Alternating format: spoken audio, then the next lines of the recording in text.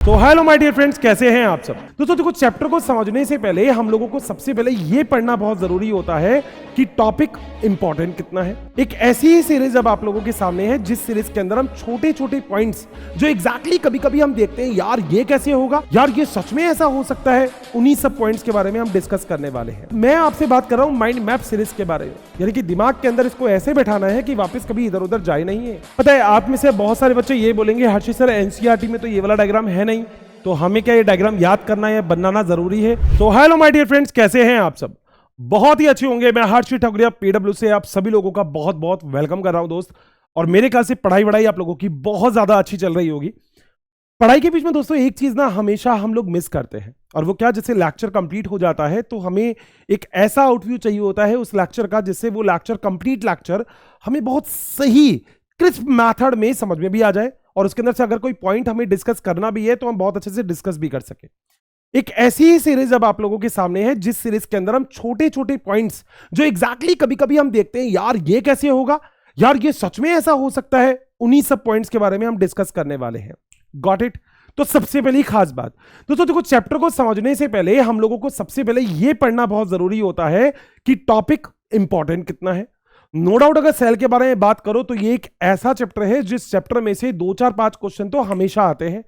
Chapter को बड़ा theoretical बोला जाता है, मगर मैं आपसे बात कर रहा हूं माइंड मैप सीरीज के बारे में, यानी कि दिमाग के अंदर इसको ऐसे बैठाना है कि वापस कभी इधर उधर जाए नहीं है। अब उसके लिए आपको क्या काम करना है। सबसे पहला काम, आपको मेरे साथ साथ नोट बिल्कुल नहीं करना है, मतलब मेरे साथ तो नहीं करना है एटलीस्ट। और दूसरी सबसे खास बात, मतलब देख लेना जरा ये कितना फायदेमंद रहता है। दूसरी सबसे खास बात जो मैं यहां पे कर रहा हूं वो ये कि नोट नहीं करने के साथ साथ जो मैं थ्योरी आपको बताने वाला हूं उस थ्योरी को आपको एक बार बहुत अच्छे से लेक्चर के बाद देखना है, ठीक है। 100%। देखो चैप्टर बड़ा थ्योरेटिकल, और आपको पता है 8 9 10 लेक्चर तो आराम से लगते हैं इसमें, बट हम कितने लिमिटेड टाइम में इसको कंप्लीट करेंगे आओ जरा देखते हैं। मैं लगभग सारे पॉइंट को आपको यहां पे डिस्कस करने वाला हूं with the help of diagram. तो देखो टाइम वेस्ट बिल्कुल भी इधर उधर नहीं करते हुए फटाफट से आ जाते हैं और टॉपिक को डिस्कस करते हैं। दोस्तों देखो, बायोलॉजी के अंदर अगर आप सबसे पहले टॉपिक की बात करो तो हम सबसे पहला टॉपिक ही ये देखते हैं कि एग्जैक्टली जो सेल होता है वो क्या होता है। देखो लाइफ फॉर्म की अगर बात की जाए या अगर किसी भी ऑर्गेनिज्म की बात की जाए तो बिना सेल के तो हम ऑर्गेनिज्म को डिफाइन कर नहीं सकते। तो सबसे पहले इधर उधर से बहुत सारी बातें आ रही थी, मगर उनके बीच में एक साइंटिस्ट आए थे दोस्तों जिनका नाम था रॉबर्ट हुक। कौन से थे? Robert Hooke. और रॉबर्ट हुक ने दोस्तों सबसे पहले एक सेल की डिस्कवरी की थी जो एग्जैक्टली कौन सी सेल थी? Dead cell. अगर आपको पता हो तो प्लांट सेल में जो कॉर्क सेल होती है उस सेल की इन्होंने डिस्कवरी की थी। क्लियर है बात? तो सबसे पहले डिस्कवरी तो इनकी हो गई थी। भैया आंख तो लग चुकी थी बायोलॉजी में, मगर उसके बाद दोस्तों यहां पे लिविंग सेल की और डिस्कवरी आई। और यहां पे जो अगला पॉइंट हमारे पास जो लिविंग सेल है उसकी डिस्कवरी करने का क्रेडिट है एंटोन वैन ल्यूवेनहॉक को। और दोस्तों इन्होंने किसकी डिस्कवरी की थी? इन्होंने की थी लिविंग सेल की। तो दो अलग अलग सेल की डिस्कवरी तो हो गई थी। फर्स्ट पेज में अगर आप एनसीईआरटी के यही पढ़ोगे तो वहां पे आपको एक चीज और मिलेगी कि जो न्यूक्लियस है उसकी भी डिस्कवरी हुई थी।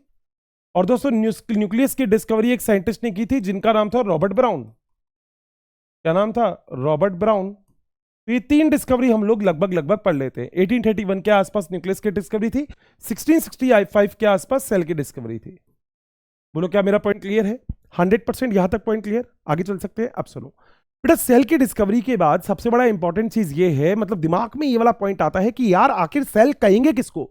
भैया बहुत सारी चीज है, आप खुद सोच के देखो। इसको मैं रिमोट बोलता हूं, इसको मैं स्टाइलर बोलता हूं, इस चीज को मैं बॉटल बोलता हूं, इसको मैं मोबाइल बोलता हूं। तो इसका मतलब सबके पास कोई ना कोई तो कैरेक्टर है, तभी तो हम किसी को वो वाला नाम बोलते हैं। मतलब मैं इसको कभी भी मोबाइल नहीं बोल सकता क्योंकि आपको पता है इसके पास मोबाइल जैसा कोई कैरेक्टर है ही नहीं। तो दोस्तों एग्जैक्टली सबसे पहले एक साइंटिस्ट जिन्होंने सच में सेल के बारे में बताया था वो बड़ी इंपॉर्टेंट चीज थी। और यहां पे हम जिसके बारे में बात कर रहे हैं वो कर रहे हैं दोस्तों सेल थ्योरी के बारे में। एग्जैक्टली आप किसी चीज को सेल कहोगे तो दोस्तों आखिर क्यों कहोगे? भाई देखो, सेल को सेल कहने का जो क्रेडिट है वो सबसे पहले जिस साइंटिस्ट के पास आता है वो 1838 में, और एक साइंटिस्ट है 1839 में। 1838 में जो साइंटिस्ट थे उनका नाम था स्लाइडेन, और 1839 में जो साइंटिस्ट थे उनका नाम था स्वान। दोस्तों जो स्लाइडेन थे ना, ये थे जर्मन बॉटनिस्ट। याद रखना है आपको, यहां से क्वेश्चन आ सकता है। और जो स्वान थे वो थे British geologist.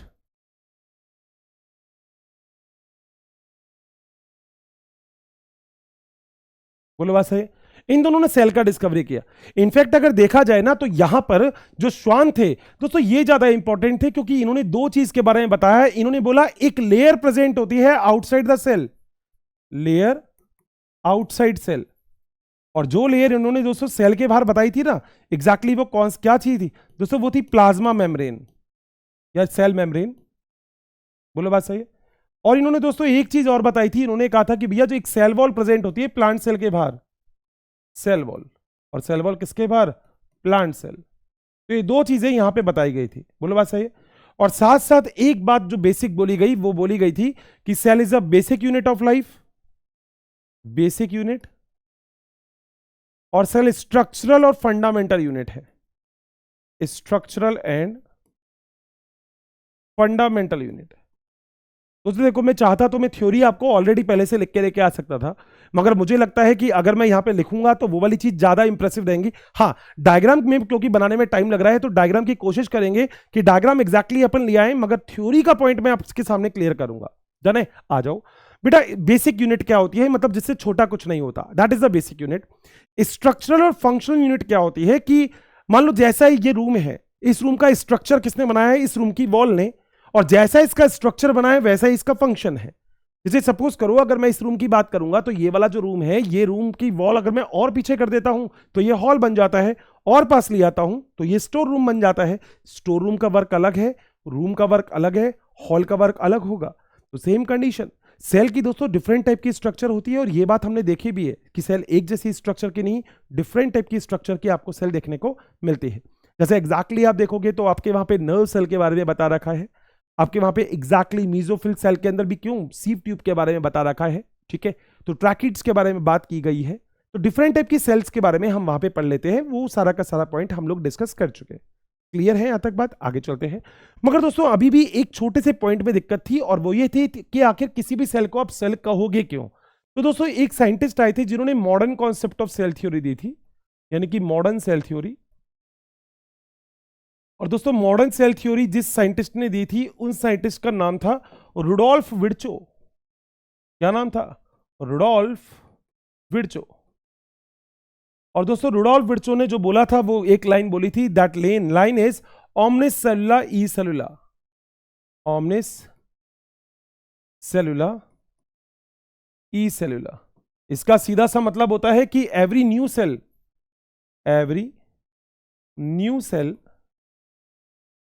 made from its pre-existing cell, कि कोई भी नया सेल होगा वो हमेशा बोलो किससे बनेगा, अपने प्री एग्जिस्टिंग सेल से। जैसे एग्जांपल देता हूं मैं आपको, मान लो कोई भी एक ये सेल है तो ये आगे जाके दो पर्टिकुलर सेल में डिवाइड कर देगा।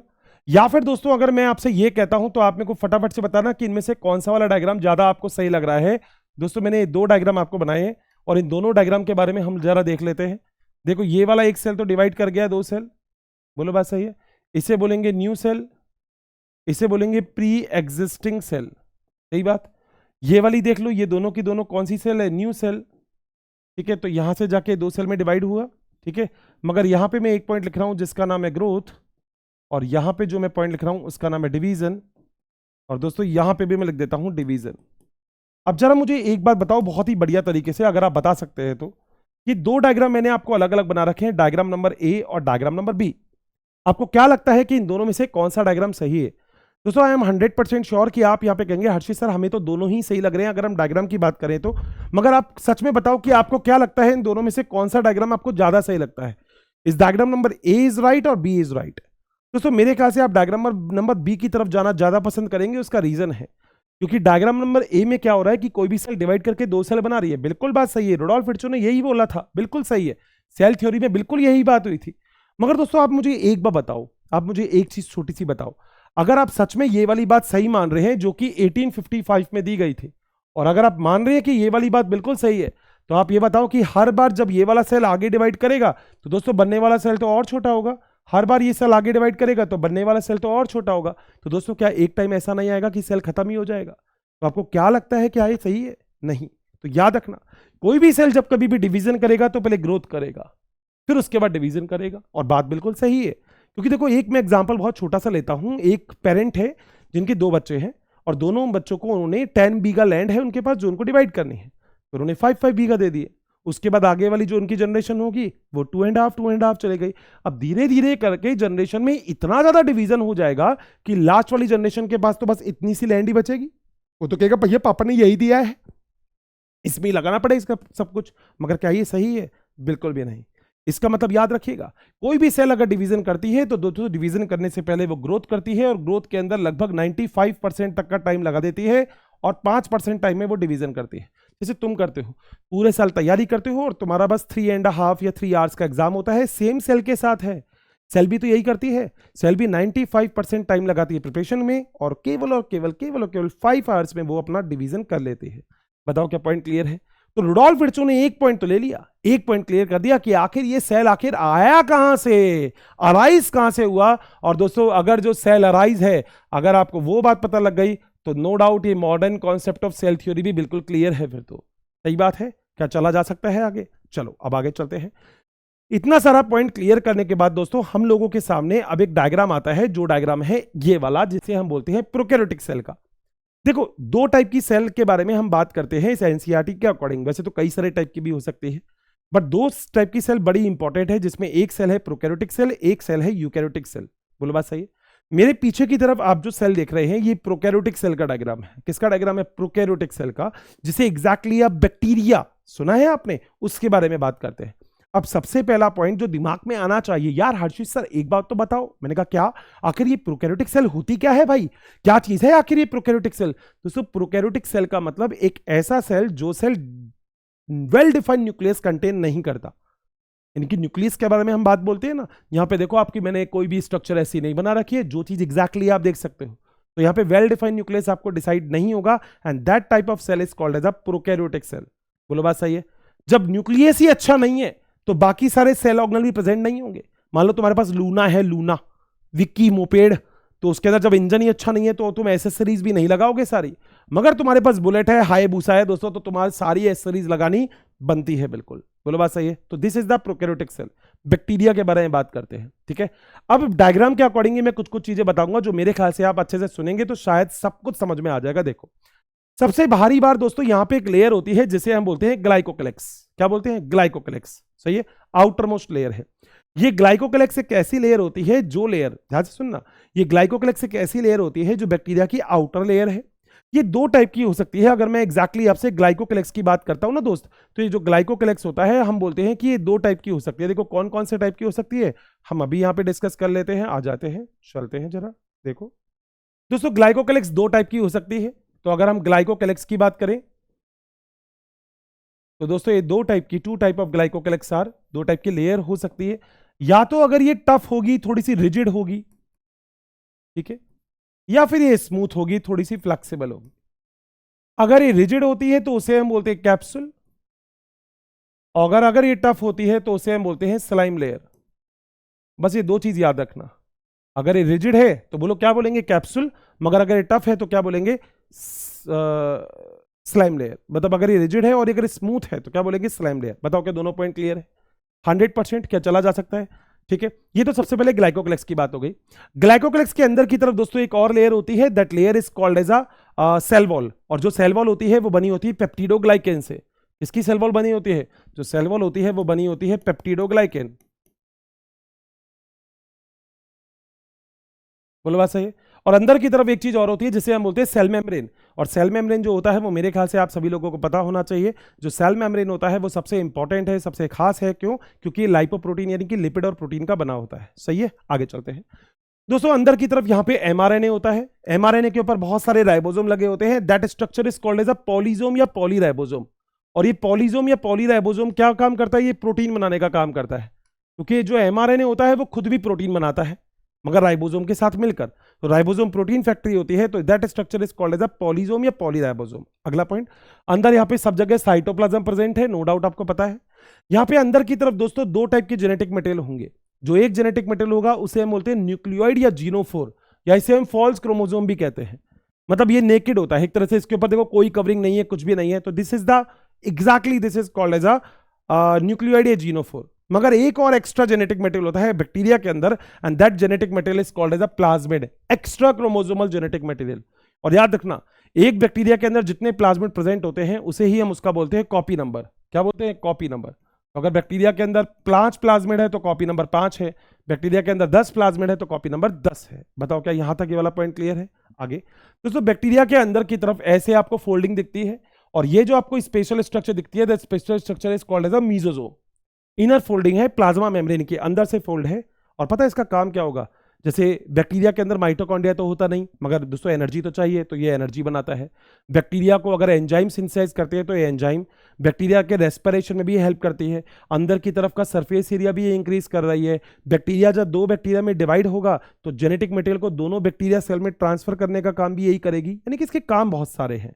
सही बात है, आगे चलते हैं दोस्तों। अगर देखा जाए तो यहां पर एक और चीज जिसे हम बोलते हैं यहां पे इंक्लूजन बॉडी। बैक्टीरिया के पास कई बार कुछ वेस्ट मटेरियल हो सकते हैं या कुछ भी मटेरियल जो बैक्टीरिया को स्टोर करना है तो वो इंक्लूजन बॉडी की फॉर्म में स्टोर कर सकता है, मेम्ब्रेनलेस।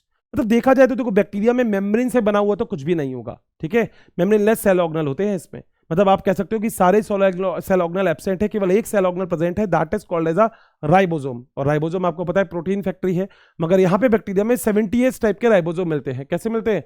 70S टाइप के राइबोसोम आपको देखने को मिलते हैं। बोलो बात सही है? सो राइबोसोम कैसे मिलते हैं? 70S, जो कि एक प्रोटीन फैक्ट्री होती है। बताओ क्या पॉइंट क्लियर है? बैक्टीरिया फोटोसिंथेसिस भी कर सकता है, तो उसके लिए क्रोमेटोफोर बैक्टीरिया के अंदर देखने को मिलते हैं। और साथ साथ एक और बात बता देता हूं, बड़ी खास, पता है क्या? बैक्टीरिया जो होता है ना, इस बैक्टीरिया में फिम्ब्रिये प्रेजेंट होते हैं, पिलाई प्रेजेंट होते हैं, और साथ साथ प्रेजेंट होता है फ्लैजेला। अब आप कहोगे हर्षित सर फिम्ब्रिये और पिलाई का रोल क्या है? मेरी बात ध्यान से सुनोगे तो सब कुछ क्लियर कर दूंगा। पहली बात, बैक्टीरिया में सीलिया नहीं होता, सीलिया एब्सेंट है। फिम्ब्रिये क्या काम करता है? जैसे लंगर देखे तुमने, बोट के अंदर लंगर होते हैं किसी जगह पे रुकने के लिए, तो that is called as a fimbriae. बोलो बात सही है? ये तो उसका काम हो गया। जबकि जो प्लाई होता है ना, वो क्या काम करता है? प्लाई कहता है भाई मेरे को तो कुछ भी काम नहीं करना। कह रहा है मतलब, कह रहा मैं तो सेक्सुअल रिप्रोडक्शन में 2 बैक्टीरिया के बीच में एक अगर ट्यूब बनानी है, अगर 2 बैक्टीरिया के बीच में एक ट्यूब बनानी है, तो ये ट्यूब बनाने का काम कौन करता है? प्लाई, जिसे हम कॉन्जुगेशन ट्यूब भी बोल सकते हैं। एक बार शायद आपने कॉन्जुगेशन का नाम सुना होगा, एक बैक्टीरिया से दूसरे बैक्टीरिया में ट्यूब के थ्रू जेनेटिक मटेरियल का ट्रांसफर होता है। सही बात है। तीसरी चीज, बैक्टीरिया अगर मूवमेंट करेगा तो उसके लिए एग्जैक्टली बैक्टीरिया के पास क्या प्रेजेंट होगा? फ्लैजेला प्रेजेंट होगा। बट याद रखना, bacteria isn't contain the cilia. तो this is the diagram of prokaryotic cell. बताओ क्या सारी पॉइंट क्लियर है क्या? अब आगे चलते हैं दोस्तों। इतना पॉइंट होने के बाद एक डायग्राम और आता है अपने पास, जो है प्लांट सेल का। आप बोलोगे हर्षित सर आपको कैसे पता लगा ये प्लांट सेल है? दोस्तों पता है मुझे कैसे पता लगा ये प्लांट सेल है? बताऊं, मुझे ऐसे पता लगा ये प्लांट सेल है क्योंकि इसके अंदर देखो वैक्यूल बड़ा है, देख रहे हो? इसके अंदर एग्जैक्टली क्लोरोप्लास्ट प्रेजेंट है। तो क्लोरोप्लास्ट प्रेजेंट है, वैक्यूल बड़ा है, न्यूक्लियस कॉर्नर पे है, बाहर सेल वॉल है, तो भैया प्लांट सेल हो गई है। तो बोलो क्या डन है क्या? 100% पॉइंट क्लियर है। चले आगे। अब देखो, प्लांट सेल के अंदर लगभग सारे सेल ऑर्गेनल अपन को पढ़ने ही है, चाहे वो सेल वॉल के बारे में बात हो, और बैक्टीरिया की, ये प्लांट सेल की सेल वॉल बनी होती है सेलुलोज की। किसकी? सेलुलोज। साथ साथ यहां पे प्रेजेंट होता है सेल मेम्ब्रेन, अंदर प्रेजेंट है न्यूक्लियोलस, और न्यूक्लियोलस कहां प्रेजेंट होता है? न्यूक्लियस के अंदर। तो ये एक बहुत छोटा सा डायग्राम है जो मेरे ख्याल से, मगर सारे सेल ऑर्गेनल अभी अपन को पढ़ने हैं, ठीक है। यहाँ पे राइबोसोम होगा, यूकैरियोटिक सेल में याद रखना राइबोसोम 80S होता है।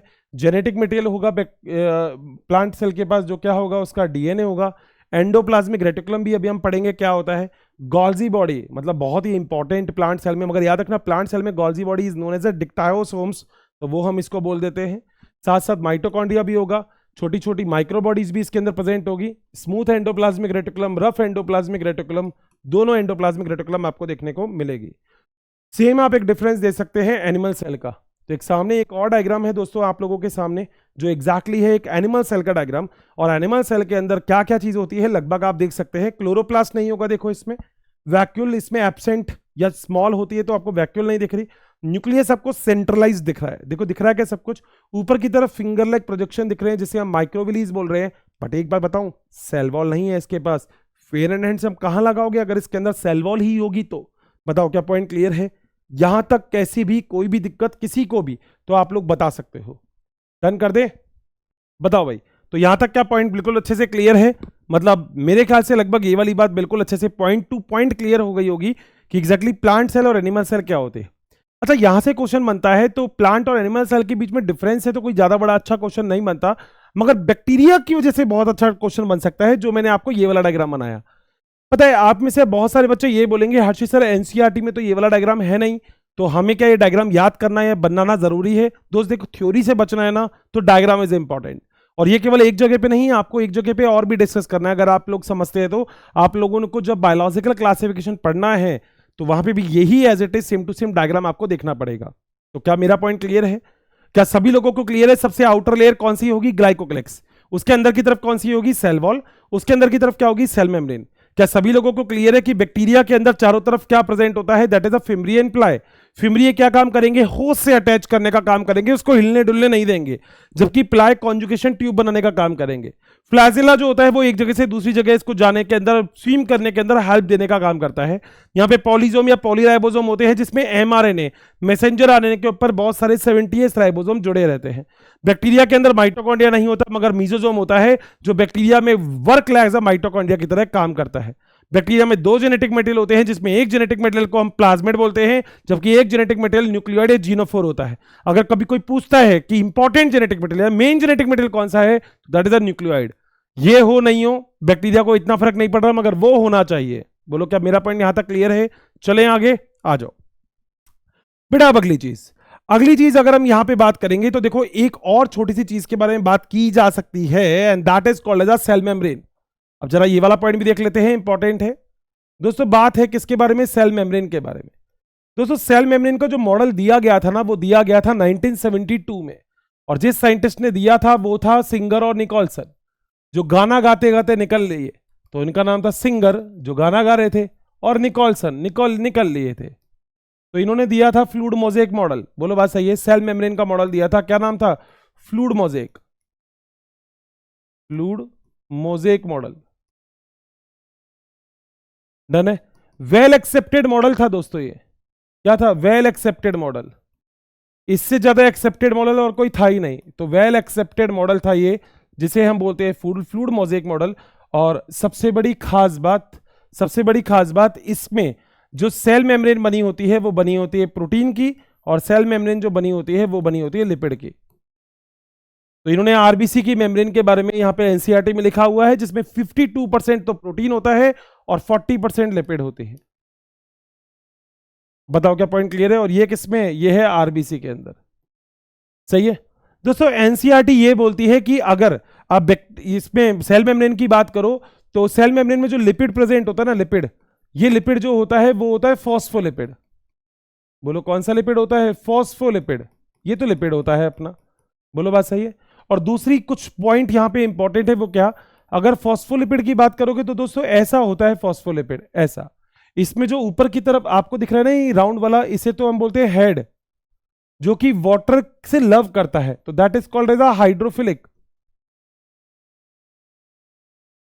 और ये जो नीचे की तरफ होती है ये होती है टेल, जो कैसी होती है? जो होती है हाइड्रोफोबिक। डन बात है। तो ये लिपिड की बायलेयर होती है, एक ऊपर की तरफ भी ऐसा लगा होता है, नीचे की तरफ भी ऐसा लगा होता है। तो एक तो ये याद रखना है। दूसरी चीज आपको याद रखनी है, and that is the protein. दोस्तों प्रोटीन ईज ऑफ एक्सट्रैक्शन के बेस पे, कि आसानी से आप किसको अलग कर सकते हो, तो ईज ऑफ एक्सट्रैक्शन, इसके बेस पे दोस्तों प्रोटीन भी दो टाइप के होते हैं, जिसमें एक होते हैं जिसे हम बोलते हैं पेरिफेरल या सरफेस प्रोटीन, और एक होता है इंट्रीगल या इंट्रेंसिक प्रोटीन। बोलो बात सही है। सो दो टाइप के प्रोटीन होते हैं, एक तो पेरिफेरल प्रोटीन होते हैं जिसे हम सरफेस प्रोटीन भी बोलते हैं, और इंट्रीगल प्रोटीन भी होते हैं। डन है यहां तक बात? क्या चला जा सकता है आगे? आगे देखते हैं। अब देखो दोस्तों, ये है पूरा का पूरा फ्लूइड मोज़ेक मॉडल का डायग्राम, जो कि एग्जैक्टली बोला गया था, मतलब बहुत अच्छे से समझाया भी गया था, बताया भी गया था। हम भी समझेंगे, हम भी पढ़ेंगे कि सच में क्या होता है। ध्यान से अगर आप देखेंगे तो देखो लिपिड की बाय लेयर है, एक लेयर ये लिपिड की ऊपर है, एक लेयर ये लिपिड की नीचे है। बोलो बात सही है। अगर आप एग्जैक्टली इस पूरे मॉडल की बात करें तो यही है फ्लूइड मोज़ेक मॉडल। इसमें ऊपर की तरफ ये राउंड वाला जो पार्ट है इसे हम बोलते हैं हेड, जबकि बीच में ये जो बीच वाला पार्ट है ये है टेल। जो टेल होता है वो होता है हाइड्रोफोबिक। क्या होता है? हाइड्रोफोबिक। याद रखिएगा टेल कैसा होता है, ये होता है हाइड्रोफोबिक, जबकि जो हेड होता है वो कैसा होता है? हाइड्रोफिलिक, यानी कि वाटर लविंग होता है। तो हाइड्रोफिलिक को बोलते हैं वाटर लविंग। डन है बात। तो लिपिड की बायलेयर हो गई। अब अगर आप ध्यान से यहां पे देखोगे तो लिपिड की बायलेयर में एक और चीज आपको दिख रही है, that is called as this one, and this is called as a protein. तो ऐसा प्रोटीन जो लिपिड की बायलेयर के अंदर धसा हुआ है, this type of protein is called as intrinsic और इंट्रीगल प्रोटीन। तो क्या बोलते हैं इसको, इंट्रिंसिक या इंट्रीगल प्रोटीन। तो ये रहा, ये भी इंट्रिंसिक प्रोटीन है, ये भी इंट्रिंसिक प्रोटीन है, ये भी इंट्रिंसिक प्रोटीन है। ठीक है, क्योंकि इसको आसानी से निकालना आसान नहीं होता ना। मगर एक प्रोटीन आपको और दिख रहा होगा जो सरफेस पे है, जिसे हम बोलते हैं एक्सट्रिंसिक प्रोटीन या फिर हम बोलते हैं सरफेस प्रोटीन। बताओ क्या पहला पॉइंट क्लियर है? क्या चला जा सकता है आगे? बिल्कुल। अब जरा आगे वाली बात देखना दोस्तों, यहां पे बीच बीच में कुछ स्पेशल स्ट्रक्चर और प्रेजेंट होती है which is known as a cholesterol. क्या है? कोलेस्ट्रॉल। और ये जो कोलेस्ट्रॉल वाली स्ट्रक्चर है ना, यही स्ट्रक्चर होती है जो मेम्ब्रेन को स्टेबिलिटी देने का काम करती है। तो अगर आपसे कभी कोई पूछता है कि मेम्ब्रेन को स्टेबिलिटी कौन दे रहा है यूकैरियोटिक सेल में, तो वो तो कोलेस्ट्रॉल होता है। अच्छा, प्रोकैरियोटिक अपन को पढ़ना नहीं है, उसके अंदर होपेनॉइड्स होते हैं, होपेनॉइड्स प्रोकैरियोटिक सेल में, जबकि यूकैरियोटिक सेल में कोलेस्ट्रॉल होता है। सही बात। अब अगली एक चीज देखना, तो हम लोग पढ़ चुके हैं इंट्रिंसिक प्रोटीन क्या होते हैं, सरफेस प्रोटीन। सरफेस प्रोटीन या एक्सट्रिंसिक प्रोटीन को आप आसानी से अलग कर सकते हो, जबकि इंट्रिंसिक प्रोटीन क्योंकि अंदर रहते हैं तो वो आसानी से अलग नहीं हो सकते। अगला पॉइंट इसे हम protein iceberg in the sea of lipid भी बोलते हैं। तो ये जो हो गया, ये तो हो गया सी लिपिड का, और इसके बीच में ये प्रोटीन आइसबर्ग है। तो देखा है ना आपने, पानी के बीच में जैसे आइस क्यूब है वो डाल दो, तो जो वाटर है वो तो लिपिड हो गया, जो आइस क्यूब है वो प्रोटीन हो गई। Same to same gulab jamun model भी बोलते हैं। गुलाब जामुन का मतलब जो चाशनी होती है, मन कर गया ना खाने का, तो जो चाशनी होती है वो तो क्या होता है, दैट इज अ लिपिड। मगर जो गुलाब जामुन होते हैं, this one is called as a protein. बताओ क्या पॉइंट क्लियर है? 100%। अच्छा, अब एक चीज और याद रखना तो यहां पे ना एक मूवमेंट प्रेजेंट होता है जो कि लिपिड की बायलेयर में होता है। यानी कि लिपिड की लेयर जो होती है ना, उसके अंदर क्या होता है, ये वाला पार्ट जो होता है ना, वो यहां से इस जगह पे जा सकता है और ये वाला पार्ट यहां से इस जगह पे भी आ सकता है। यानी कि लिपिड की लेयर में इस तरीके का मूवमेंट भी आपको देखने को मिलता है। सही है बात। तो एक और बड़ी इंपॉर्टेंट चीज दोस्तों, वाटर का ट्रांसपोर्ट कभी भी लिपिड की बायलेयर से नहीं होगा। उसका रीजन देखो, वाटर मान लो यहां से अंदर आ गया, तो ऊपर वाला पार्ट तो कौन सा, हाइड्रोफिलिक, वो तो वाटर को आने देगा। मगर जो टेल होता है ना, ये हाइड्रोफोबिक होता है और ये वाटर को अंदर आने नहीं देगा, ये मना कर देगा, कह रहा भाई साहब अंदर आने की जरूरत नहीं है। कह रहा क्यों? कह रहा अंदर नहीं आना है बस, बिल्कुल भी आपको, आप तो बाहर ही रहो, हमें आपको अंदर नहीं लेके आना है। तो that is a power of lipid. बोलो बात सही है। तो लिपिड कभी भी वाटर को ट्रांसपोर्ट नहीं कर सकता। गैस का ट्रांसपोर्ट करना है तो लिपिड से करवाओ, मगर वाटर का ट्रांसपोर्ट कभी भी लिपिड से नहीं होगा। बताओ डन है मेरी बात? क्या चला जा सकता है आगे? आगे चलते हैं। तो अर्षित सर, वाटर का ट्रांसपोर्ट, तो वाटर का ट्रांसपोर्ट प्रोटीन से आसानी से हो सकता है। तो एक स्पेशल प्रोटीन होते हैं जिन्हें हम बोलते हैं एक्वापोरिन, जिससे वाटर आसानी से ट्रांसपोर्ट कर सकता है। बताओ क्या ये वाला पॉइंट क्लियर है? चलें आगे। अब देखो बेटा, ये वाला मॉडल इतना एक्सेप्टेड क्यों था? ये मॉडल इतना एक्सेप्टेड इसलिए था क्योंकि इस मॉडल के थ्रू दो चीज क्लियर हो गई, जिसमें एक था पैसिव ट्रांसपोर्ट,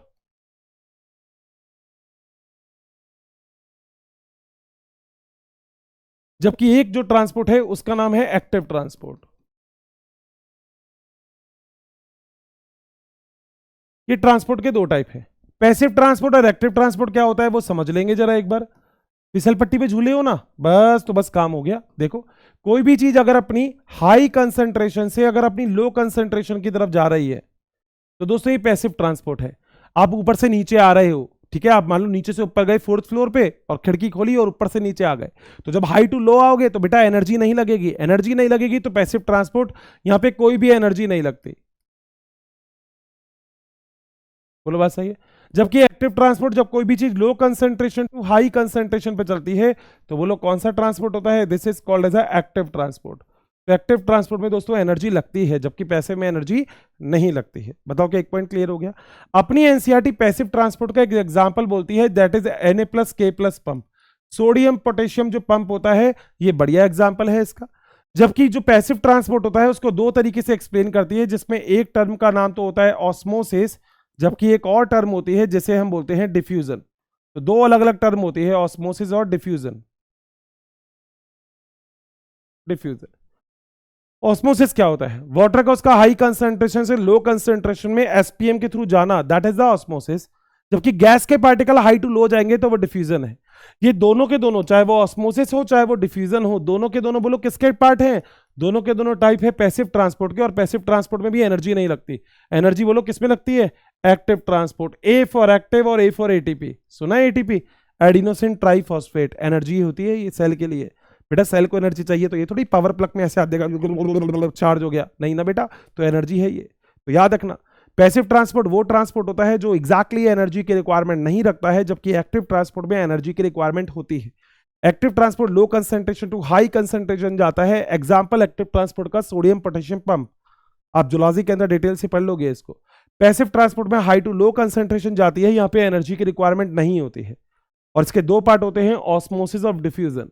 अगर वाटर जा रहा है उसकी high concentration to low concentration SPM membrane के थ्रू, तो इसे हम बोलते हैं ऑस्मोसिस। मगर गैस के पार्टिकल मूव कर रहे हैं तो क्या बोलते हैं, डिफ्यूजन। बताओ क्या पॉइंट क्लियर है? And this is the membrane model. अब दोस्तों मेम्ब्रेन मॉडल के बाद एक और चीज हमारे सामने आ जाती है, and that thing is called as cell wall.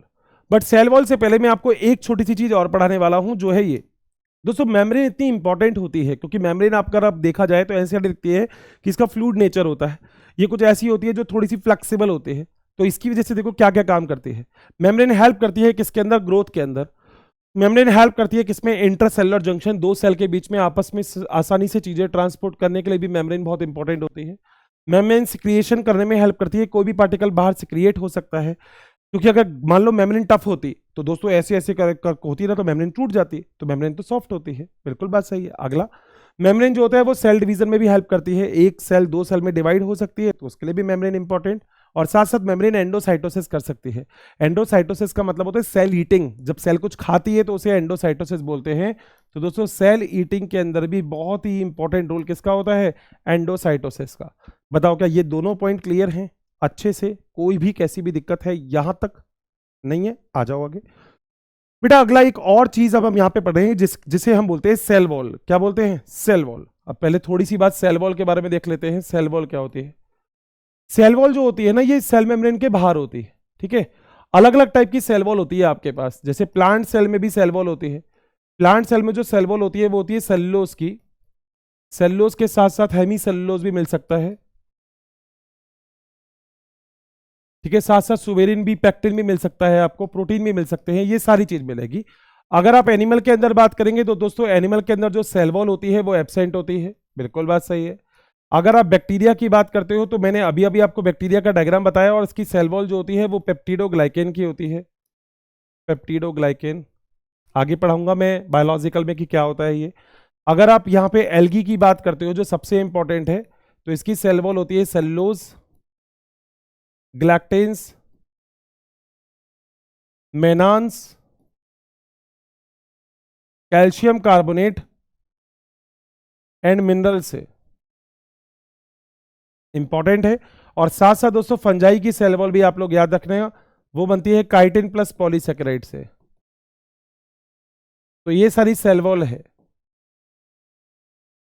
दोस्तों। देखो ये आपके ऊपर है, आप चाहते तो मैं सब कुछ ऑलरेडी लिखा हुआ भी लेके आ सकता था, बट मुझे लगता है कि अगर 5-10-15 मिनट का लेक्चर बड़ा हो जाए और उसके बाद मैं आपको यहां पे एक्सप्लेन करूं, आपको ऐसा नहीं लगे कि मैं लिखा लिखा पढ़ के आपको सुना रहा हूं, आपको सच में वो फीलिंग आए कि नहीं यार हर्षित सर आप हमको वहीं पढ़ा रहे हो उसी क्लास के अंदर। 5 मिनट में दोस्तों कोई फर्क नहीं पड़ता, ये आपको ही पता होगा। तो अगर ये वाली चीज अगर मैं आपके सामने लिख रहा हूं तो इसका मतलब ये है कि आपको भी मेरे साथ साथ या मेरे बाद आपको लिखनी है। आ जाओ जरा सेल वॉल ये समझाता हूं क्योंकि डायग्राम बड़ा इंपॉर्टेंट है। आओ बेटा, 2 प्लांट सेल मैंने बना दी है, ए और बी। ये प्लांट सेल ए है, ये प्लांट सेल बी है, सही है, ध्यान से सुनना। सबसे पहले 2 प्लांट सेल बना दो। सेल के बाहर की तरफ होगी सेल मेम्ब्रेन, तो ये तो सेल मेम्ब्रेन हो गई, सही है। और दोनों प्लांट सेल के बीच में ये वाला एक एरिया आपको दिख रहा होगा, this is called as the middle lamella. बोलो कौन सा एरिया है, मिडिल लैमेला। बोलो बात सही है। मिडिल लैमेला जो होता है इसे प्लांट सीमेंट बोलते हैं, जो कैल्शियम और मैग्नीशियम पैक्टेट से बना होता है। इसमें कैल्शियम पैक्टेट का अमाउंट ज्यादा होता है, तो made up of the calcium और मैग्नीशियम पैक्टेट, और कैल्शियम जो पैक्टेट होता है वो मैक्सिमम अमाउंट में होता है। 2 प्लांट सेल के बीच में अगर कभी बात आएगी तो ही मिडिल लैमेला बनाओगे। अगर एक प्लांट सेल है और पूछा कि एक प्लांट सेल के सबसे बाहर कौन सी है, तो मिडिल लैमेला कभी भी उसका आंसर नहीं होगा।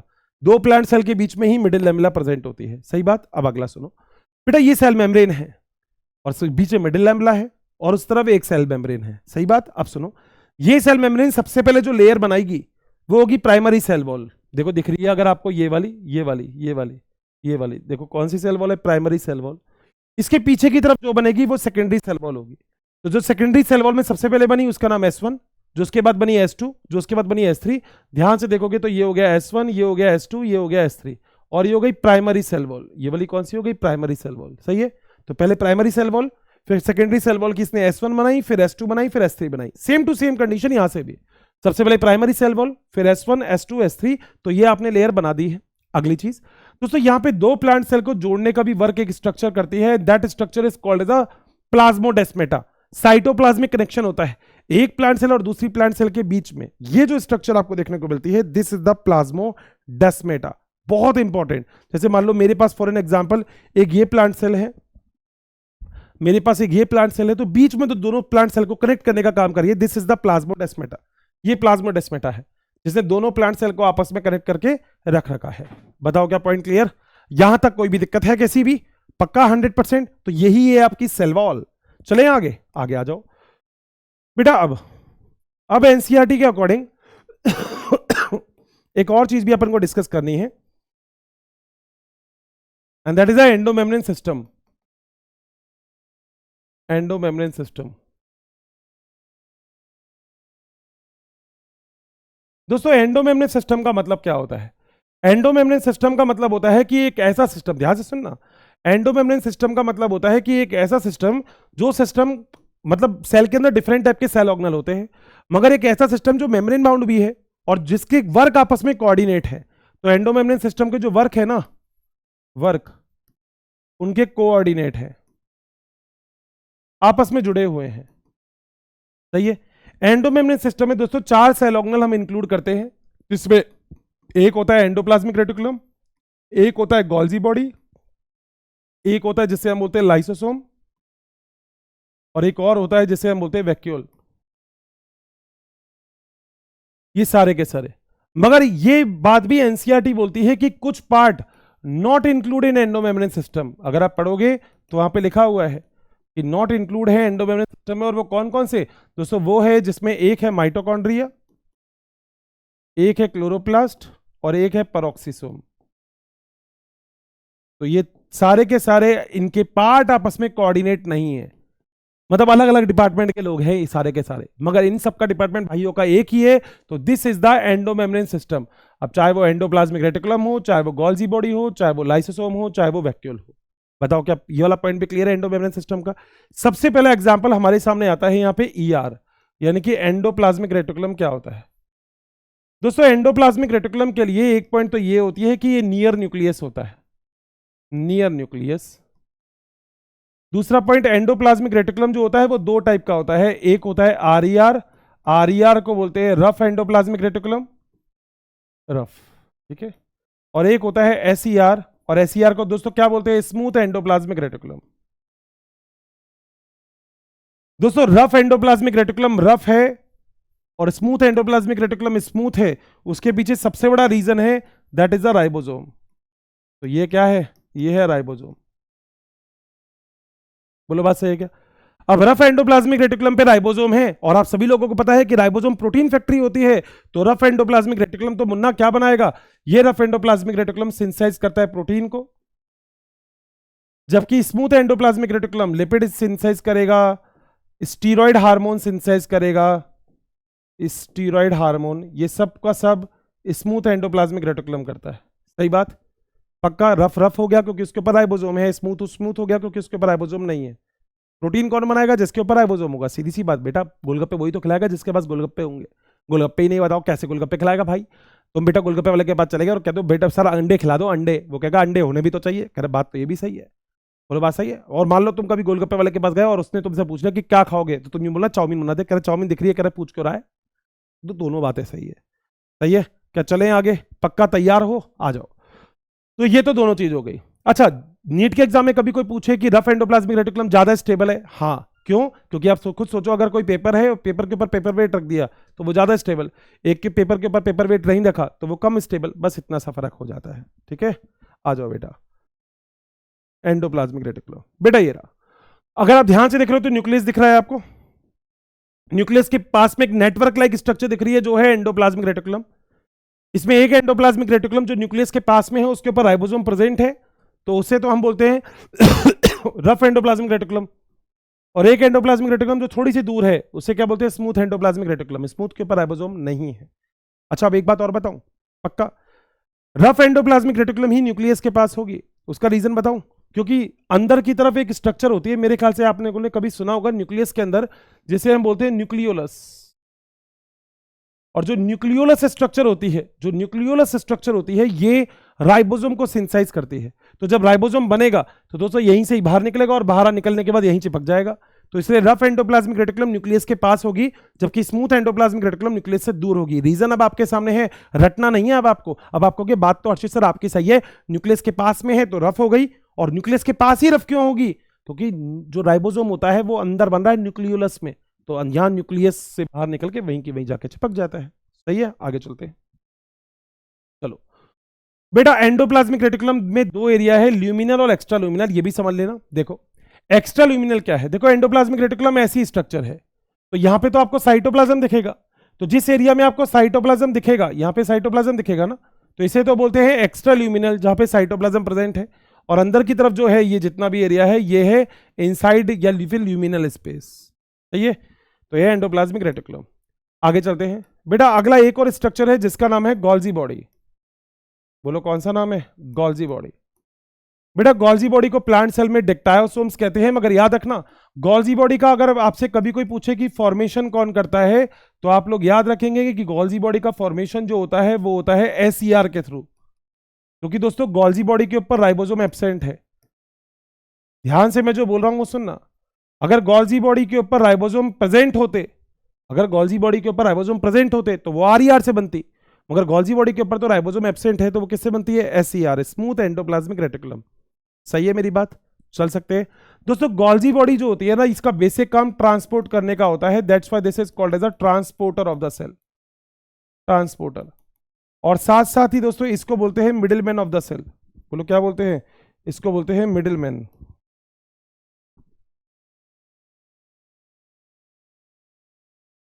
मिडिल मैन,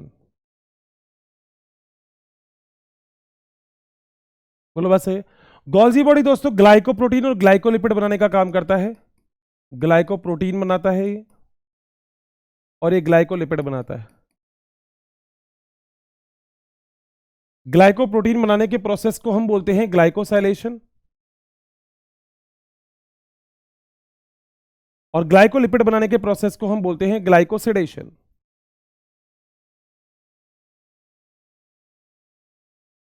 सही है पॉइंट ये दोनों? तो ग्लाइकोसाइलेशन और ग्लाइकोसिडेशन, ठीक है। अब ये क्या होता है जरा देखते हैं। अगर आपने मेम्ब्रेन का डायग्राम देखा था ना, सेल मेम्ब्रेन का, तो सेल मेम्ब्रेन में दोस्तों ऊपर की तरफ ग्लाइकोप्रोटीन और ग्लाइकोलिपिड थे।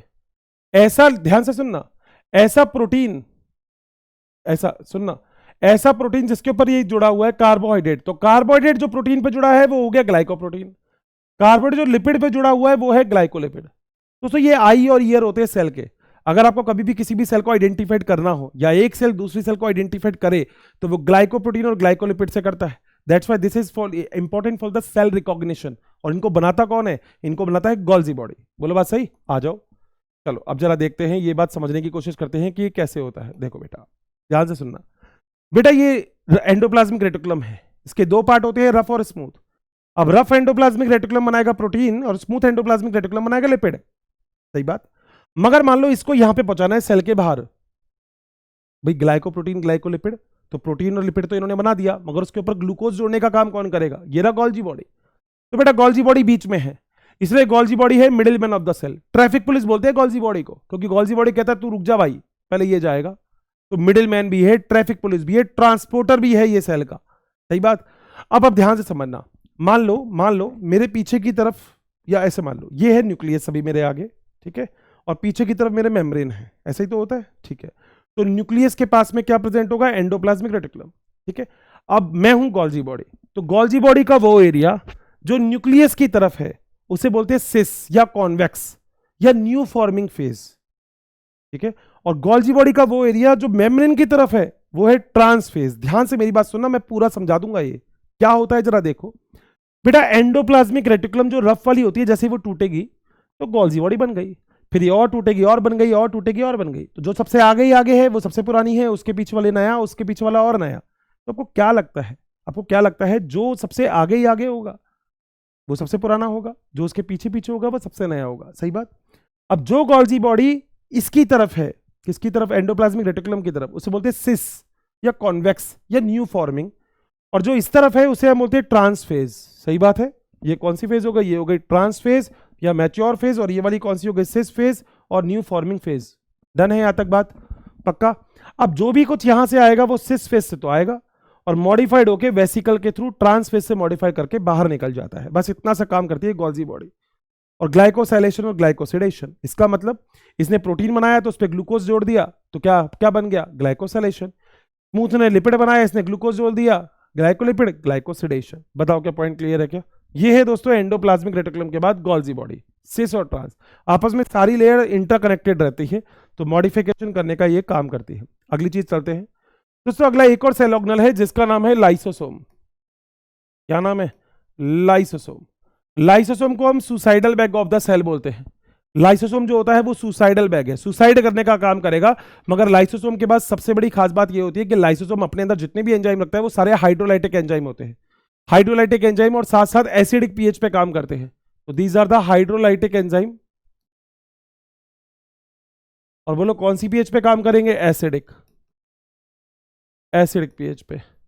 तो क्या काम होता है? ये लाइसोसोम है, इसके बाहर क्या प्रेजेंट है? इसके बाहर साइटोप्लाज्म है। ठीक है। तो लाइसोसोम क्या करता है? एनर्जी को लगाने के बाद साइटोप्लाज्म में से प्रोटॉन को अंदर शिफ्ट करता रहता है। जैसे ही अंदर प्रोटॉन की कंसंट्रेशन बढ़ती है, ठीक है, मगर याद रखना एनर्जी लगा रहा है, और कभी भी एनर्जी वाला ट्रांसपोर्ट होता है तो बोलो कौन सा ट्रांसपोर्ट है? Active transport. सही बात है, क्योंकि एक्टिव ट्रांसपोर्ट में लो टू हाई कंसंट्रेशन में चीजें मूव करती है। अगर प्रोटॉन को बाहर से अंदर ले जाने में एनर्जी लग रही है, इसका सीधा सा मतलब है बाहर प्रोटॉन की कंसंट्रेशन कम और अंदर प्रोटॉन की कंसंट्रेशन ज्यादा है, तभी तो लो टू हाई में एनर्जी लग रही है। तो अंदर की तरफ दोस्तों सारे एंजाइम है। यहां पे प्रोटीन के लिए प्रोटीएज, कार्बोहाइड्रेट के लिए कार्बोहाइड्रेट्स, लिपिड के लिए लाइपेज, न्यूक्लिक एसिड के लिए न्यूक्लियस। इसके बाद फॉस्फेट के लिए भी एक एंजाइम होता है जिसका नाम होता है फॉस्फेटेज।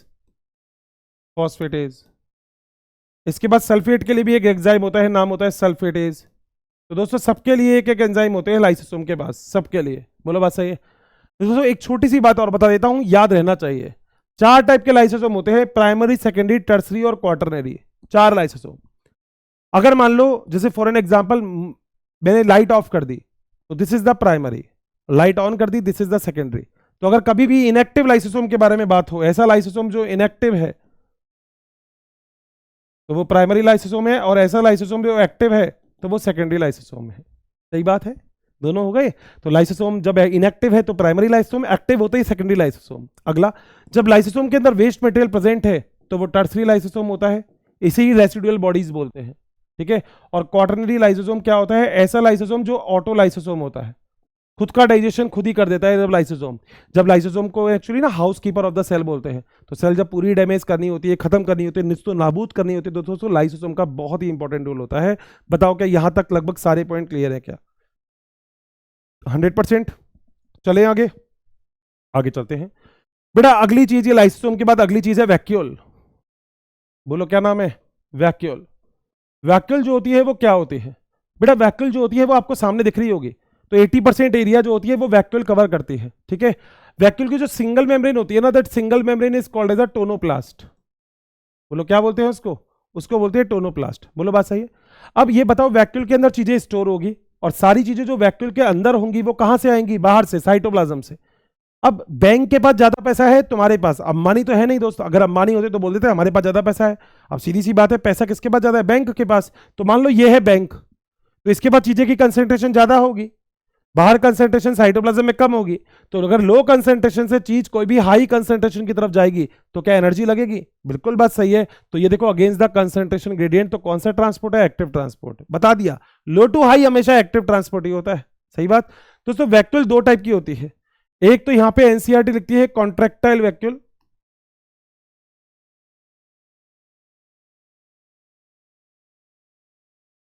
और एक दूसरी वैक्यूल होती है जिसे हम बोलते हैं फूड वैक्यूल। दोस्तों कॉन्ट्रैक्टाइल वैक्यूल 2 चीजों में हेल्प करती है, जिसमें एक का नाम है ऑस्मो रेगुलेशन, ऑस्मोसिस को रेगुलेट करती है, और एक का नाम है एक्सक्रीशन। जबकि ये जो नीचे वाली होती है ये होती है फूड वैक्यूल, इसे ही हम बोलते हैं फैगोजोम।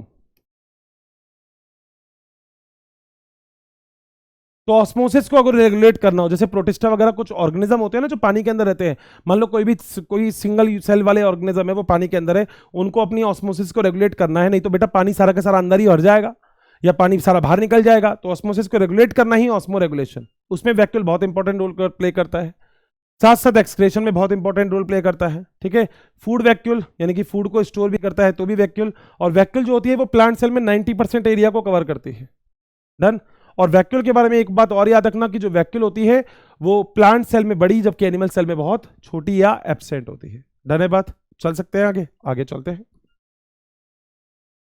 चलो बेटा अगला एक और सेल ऑर्गेनल है और उस सेल ऑर्गेनल का नाम है माइटोकॉन्ड्रिया। क्या नाम है? माइटोकॉन्ड्रिया। मेरे ख्याल से आप जानते होंगे सब माइटोकॉन्ड्रिया के बारे में। बेटा माइटोकॉन्ड्रिया जो होता है उसे हम powerhouse of the cell बोलते हैं, पावर हाउस। माइटोकॉन्ड्रिया जो होता है वो एटीपी डेवलप करता है, एटीपी डेवलप करता है। दोस्तों एटीपी को ही हम सेल की करेंसी बोलते हैं, सेल करेंसी। जब कभी भी एनर्जी की जरूरत हो तब का हमेशा एटीपी का काम आता है। माइटोकॉन्ड्रिया जो होता है ये डबल मेम्ब्रेन स्ट्रक्चर होती है, डबल मेम्ब्रेन। माइटोकॉन्ड्रिया जो होती है वो सेमी ऑटोनोमस बॉडी होती है।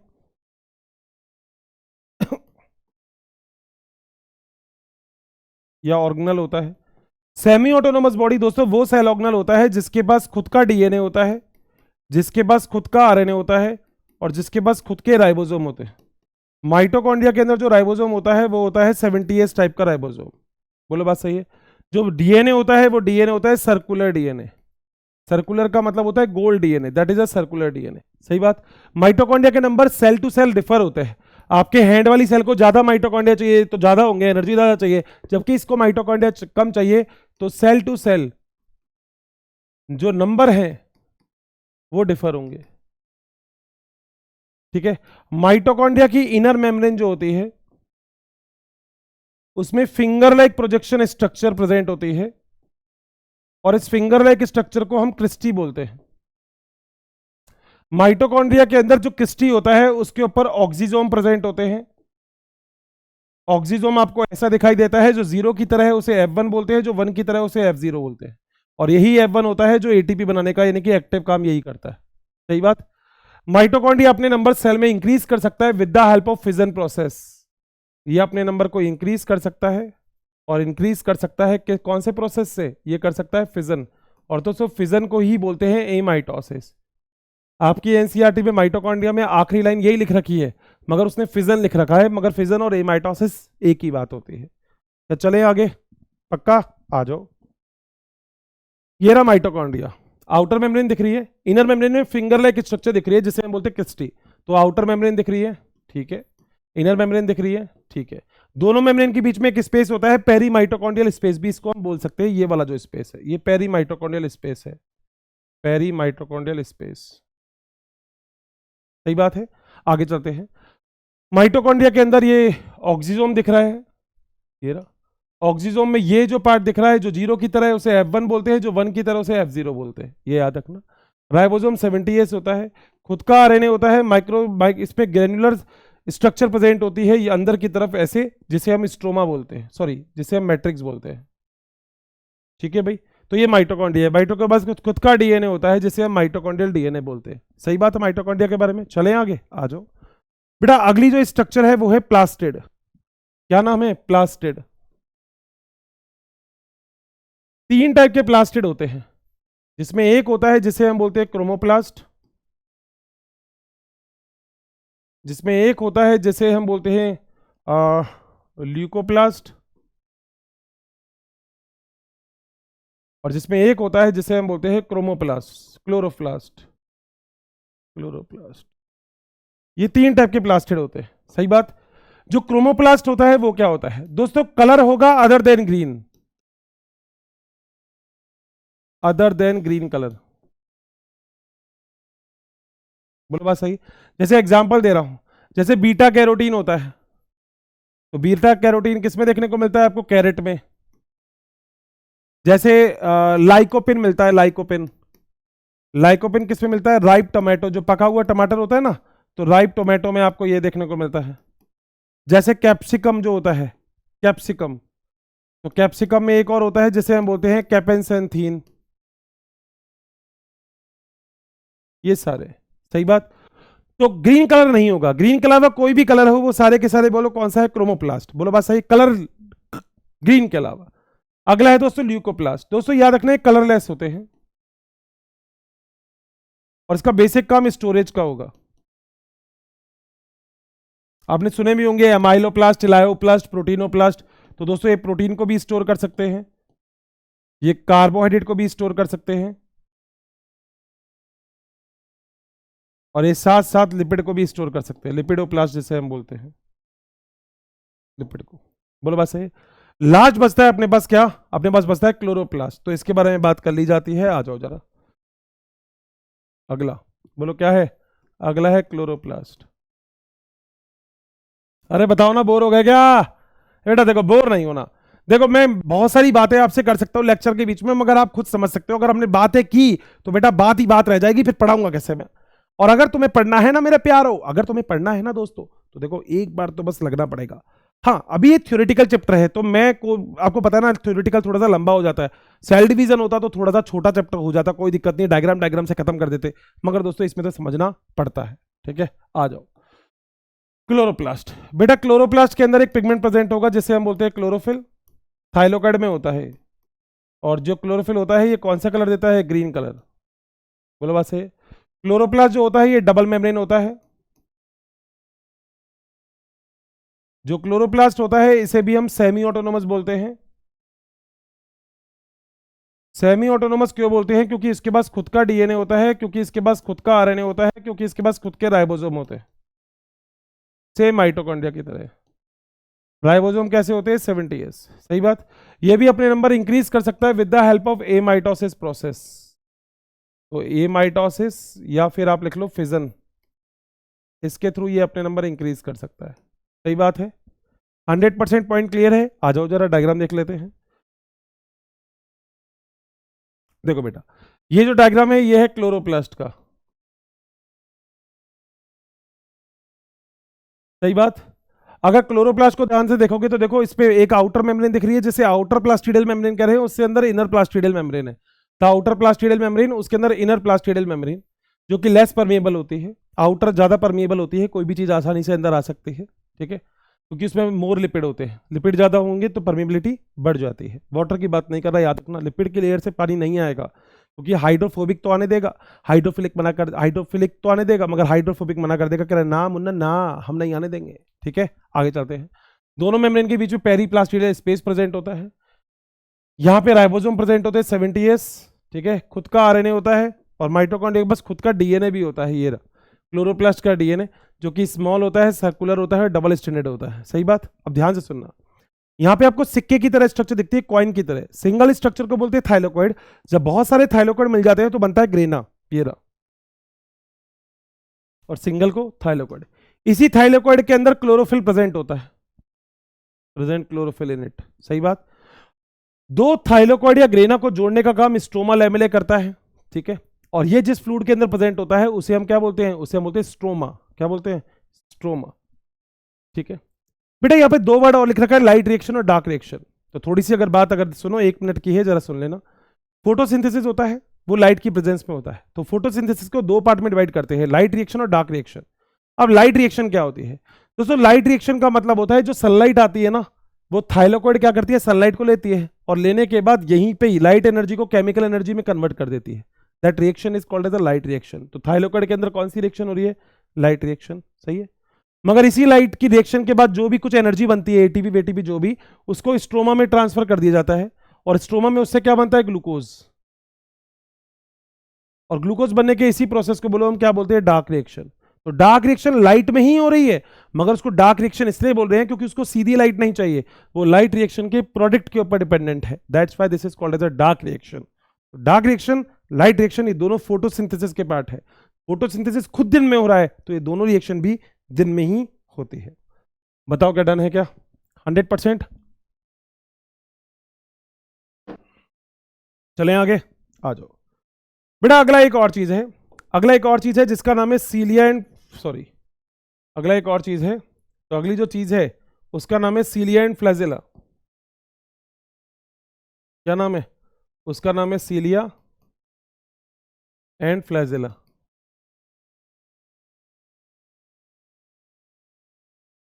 ठीक है, आ जाओ भाई।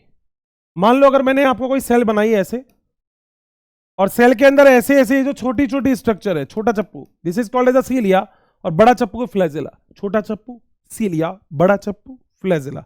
तो क्या लगता है, नाव चलेगी तो छोटे चप्पू से अच्छी चलेगी, बड़े चप्पू से? बड़े से। चप्पू जानते हो ना, पतवार जो होती है नाव चलाने के लिए, मांझी रे वो चलाने वाला, बस वही चीज है। सही है। अब आपको क्या लगता है किससे ज्यादा अच्छी नाव चलेगी, सीलिया से फ्लैजिला से? आप बोलेंगे हर्षित सर सीलिया से ज्यादा अच्छी चलेगी। बिल्कुल बात सही है। नहीं, फ्लैजिला से चलेगी, क्योंकि फ्लैजिला बड़े होते हैं, सीलिया छोटे होते हैं। सही बात है, ठीक है।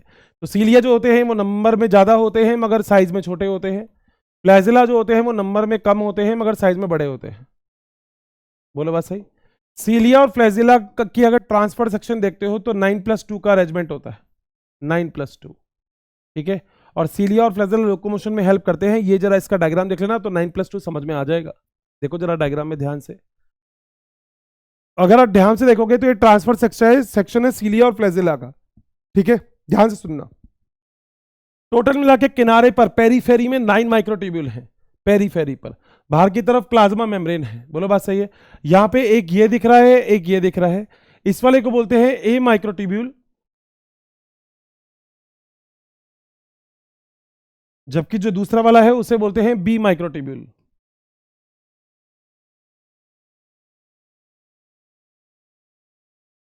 ठीक है, ये दोनों माइक्रोट्यूब्यूल जुड़े हुए हैं तो इसे हम बोलते हैं डबलेट। बताओ क्या पॉइंट क्लियर है? चले आगे। टोटल 9 है, देखो काउंट करके देख सकते हो, 9 है। ये टोटल मिला के 1 2 3 4 5 6 7 8 और 9। सही बात है। मगर 9 हर बार हर 2 में है, डबलेट में। तो टोटल मिला के कितने हो गए पेरीफेरी पर? तो 18 हो गए पेरीफेरी पर, यानी कि पेरीफेरी यानी कि किनारे पर। सही बात है। बीच में 2 माइक्रोट्यूब्यूल और है जिसे C1 और C2 बोलते हैं। इसे बोलते हैं सेंट्रल माइक्रोट्यूब्यूल। Central microtubule. बोलो बात सही। ये सारे माइक्रोट्यूब्यूल आपस में जुड़े हुए हैं। ये जो लाइन जो दिख रही है, इस लाइन से सारे माइक्रोट्यूब्यूल, और इसको हम बोलते हैं ए बी लिंकर, क्योंकि ए और बी को जोड़ती है। तो क्या बोलते हैं? A B linker. सही बात है। अंदर की तरफ अगर आप ध्यान से देखोगे तो यहां पे आपको एक शीट दिखाई देगी, ये वाली, and this sheet is called as a central sheet.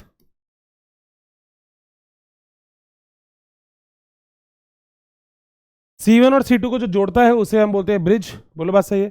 और यहां पर एक चीज और है, अगर आप ये वाली स्ट्रक्चर देखोगे, ये वाली, तो यहां पे इसे हम बोलते हैं रेडियल स्पोक। तो 9 रेडियल स्पोक है यहां पे। कितने रेडियल स्पोक है? 9।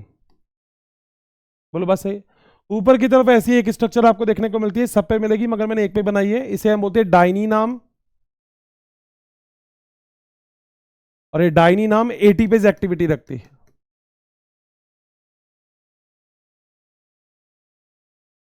धन्यवाद। चलें आगे। पक्का तैयार हो? 100% कोई दिक्कत नहीं है यहां तक? आ जाओ बेटा। ये तो है ओवरऑल 9+2। देखो 9 तो किनारे पर दिख रहे हैं, बीच में 2 हैं। एक तो ये क्वेश्चन आ सकता है कि टोटल पेरीफेरी में कितने हैं, तो 18 है पेरीफेरी में। सेंटर में कितने हैं? 2 हैं। तो अरेंजमेंट क्या हो गया? 9+2 पहला। टोटल माइक्रोट्यूब्यूल पूछेगा कितने हैं, तो टोटल माइक्रोट्यूब्यूल किनारे पे कितने हो गए? 18। बीच में कितने हो गए? 2। तो टोटल 20 माइक्रोट्यूब्यूल हो गए। पूछेगा रेडियल स्पोक कितने हैं, तो रेडियल स्पोक ये जो अंदर की तरफ ये जो आ रहे हैं रेडियल स्पोक है, तो टोटल 9 ही रेडियल स्पोक है। सही है। पूछेगा ए बी लिंकर कितने हैं, तो 9 ही ए बी लिंकर है। तो सारी चीजें आप यहाँ पे सामने से एज इट इज देख सकते हैं। बताओ क्या डन है क्या? 100% कोई दिक्कत है यहाँ तक किसी को भी? चलो बेटा, आगे एक और डायग्राम होता है जिसका नाम होता है सेंट्रियोल, और सेंट्रियोल को हम बोलते हैं कार्टविल स्ट्रक्चर भी है उसकी। तो एक डायग्राम अपन और देखेंगे, और नाम क्या है? नाम है सेंट्रियोल। सेंट्रियोल दोस्तों, जो सेंट्रियोल होता है वो क्या होता है? सेंट्रियोल पहली बात तो मेम्ब्रेनलेस होता है। अच्छा, एक छोटी सी बात और याद रखना, इसके अंदर ना अंदर की तरफ एक कोर प्रेजेंट होता है। जैसे मेम्ब्रेन है ना, मेम्ब्रेन, इसकी मेम्ब्रेन है, तो मेम्ब्रेन के अंदर की तरफ ये जो एरिया दिख रहा है ना, this area is called as axoneme. तो इसे क्या बोलते हैं? एक्सोनिम बोलते हैं। याद रखना।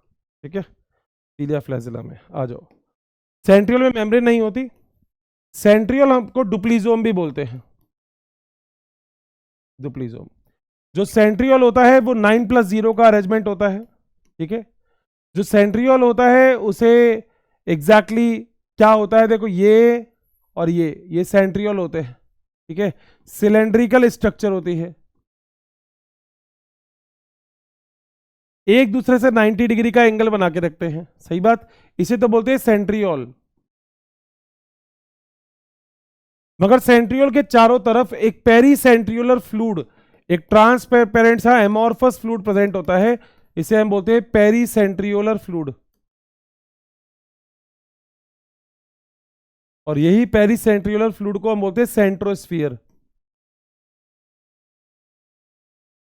तो सेंट्रियोल और सेंट्रोस्फीयर इन दोनों को मिला देंगे तो बनता है सेंट्रोजोम। बताओ क्या पॉइंट क्लियर है क्या? देखो, सेंट्रियोल हमेशा पेयर में होते हैं तो इसलिए हम इसे बोलते हैं डुप्लीजोम, सही बात। इसके चारों तरफ जो फ्लूइड होगा सेंट्रोस्फीयर, तो centrosphere plus centriole is equal to centrosome, सही बात। दोस्तों ये हेल्प करता है सेल डिवीजन में, तो हेल्प इन सेल डिवीजन, और साथ साथ ये स्पिंडल फाइबर से अटैच करता है सेल डिवीजन में, स्पिंडल फाइबर से क्या करता है, अटैच करता है। और साथ साथ ये जो सेंट्रियल होता है ये बेसल बॉडी बनाता है, बेसल बॉडी। बेसल बॉडी किसकी? Of cilia and flagella. Cilia और फ्लैजेला की बेसल बॉडी बनाता है। अब आप कहोगे ये क्या होती है, देखो दोस्तों, ये होता है बेसल बॉडी, ये होता है फिलामेंट, और ये होता है हुक। तो जो बेसल बॉडी होती है ना, सीलिया फ्लैजेला की जो बेसल बॉडी होती है, उसका फॉर्मेशन भी कौन करता है? सेंट्रियोल करता है। तो फॉर्मेशन करता है बेसल बॉडी का, सही बात है। पक्का पक्का मेम्ब्रेन नहीं होता, याद रखना, ठीक है। ये डायग्राम है इसका। ये डायग्राम अगर आप ध्यान से देखोगे तो यहाँ पे 3 माइक्रोट्यूब्यूल तो पेरिफेरल पर दिख रहे हैं, जिसमें ए माइक्रोट्यूब्यूल आपको दिख रहा है। ये बोलो कौन सा माइक्रोट्यूब्यूल है? ये है ए माइक्रोट्यूब्यूल। तो ये सारा का सारा ए माइक्रोट्यूब्यूल ही है।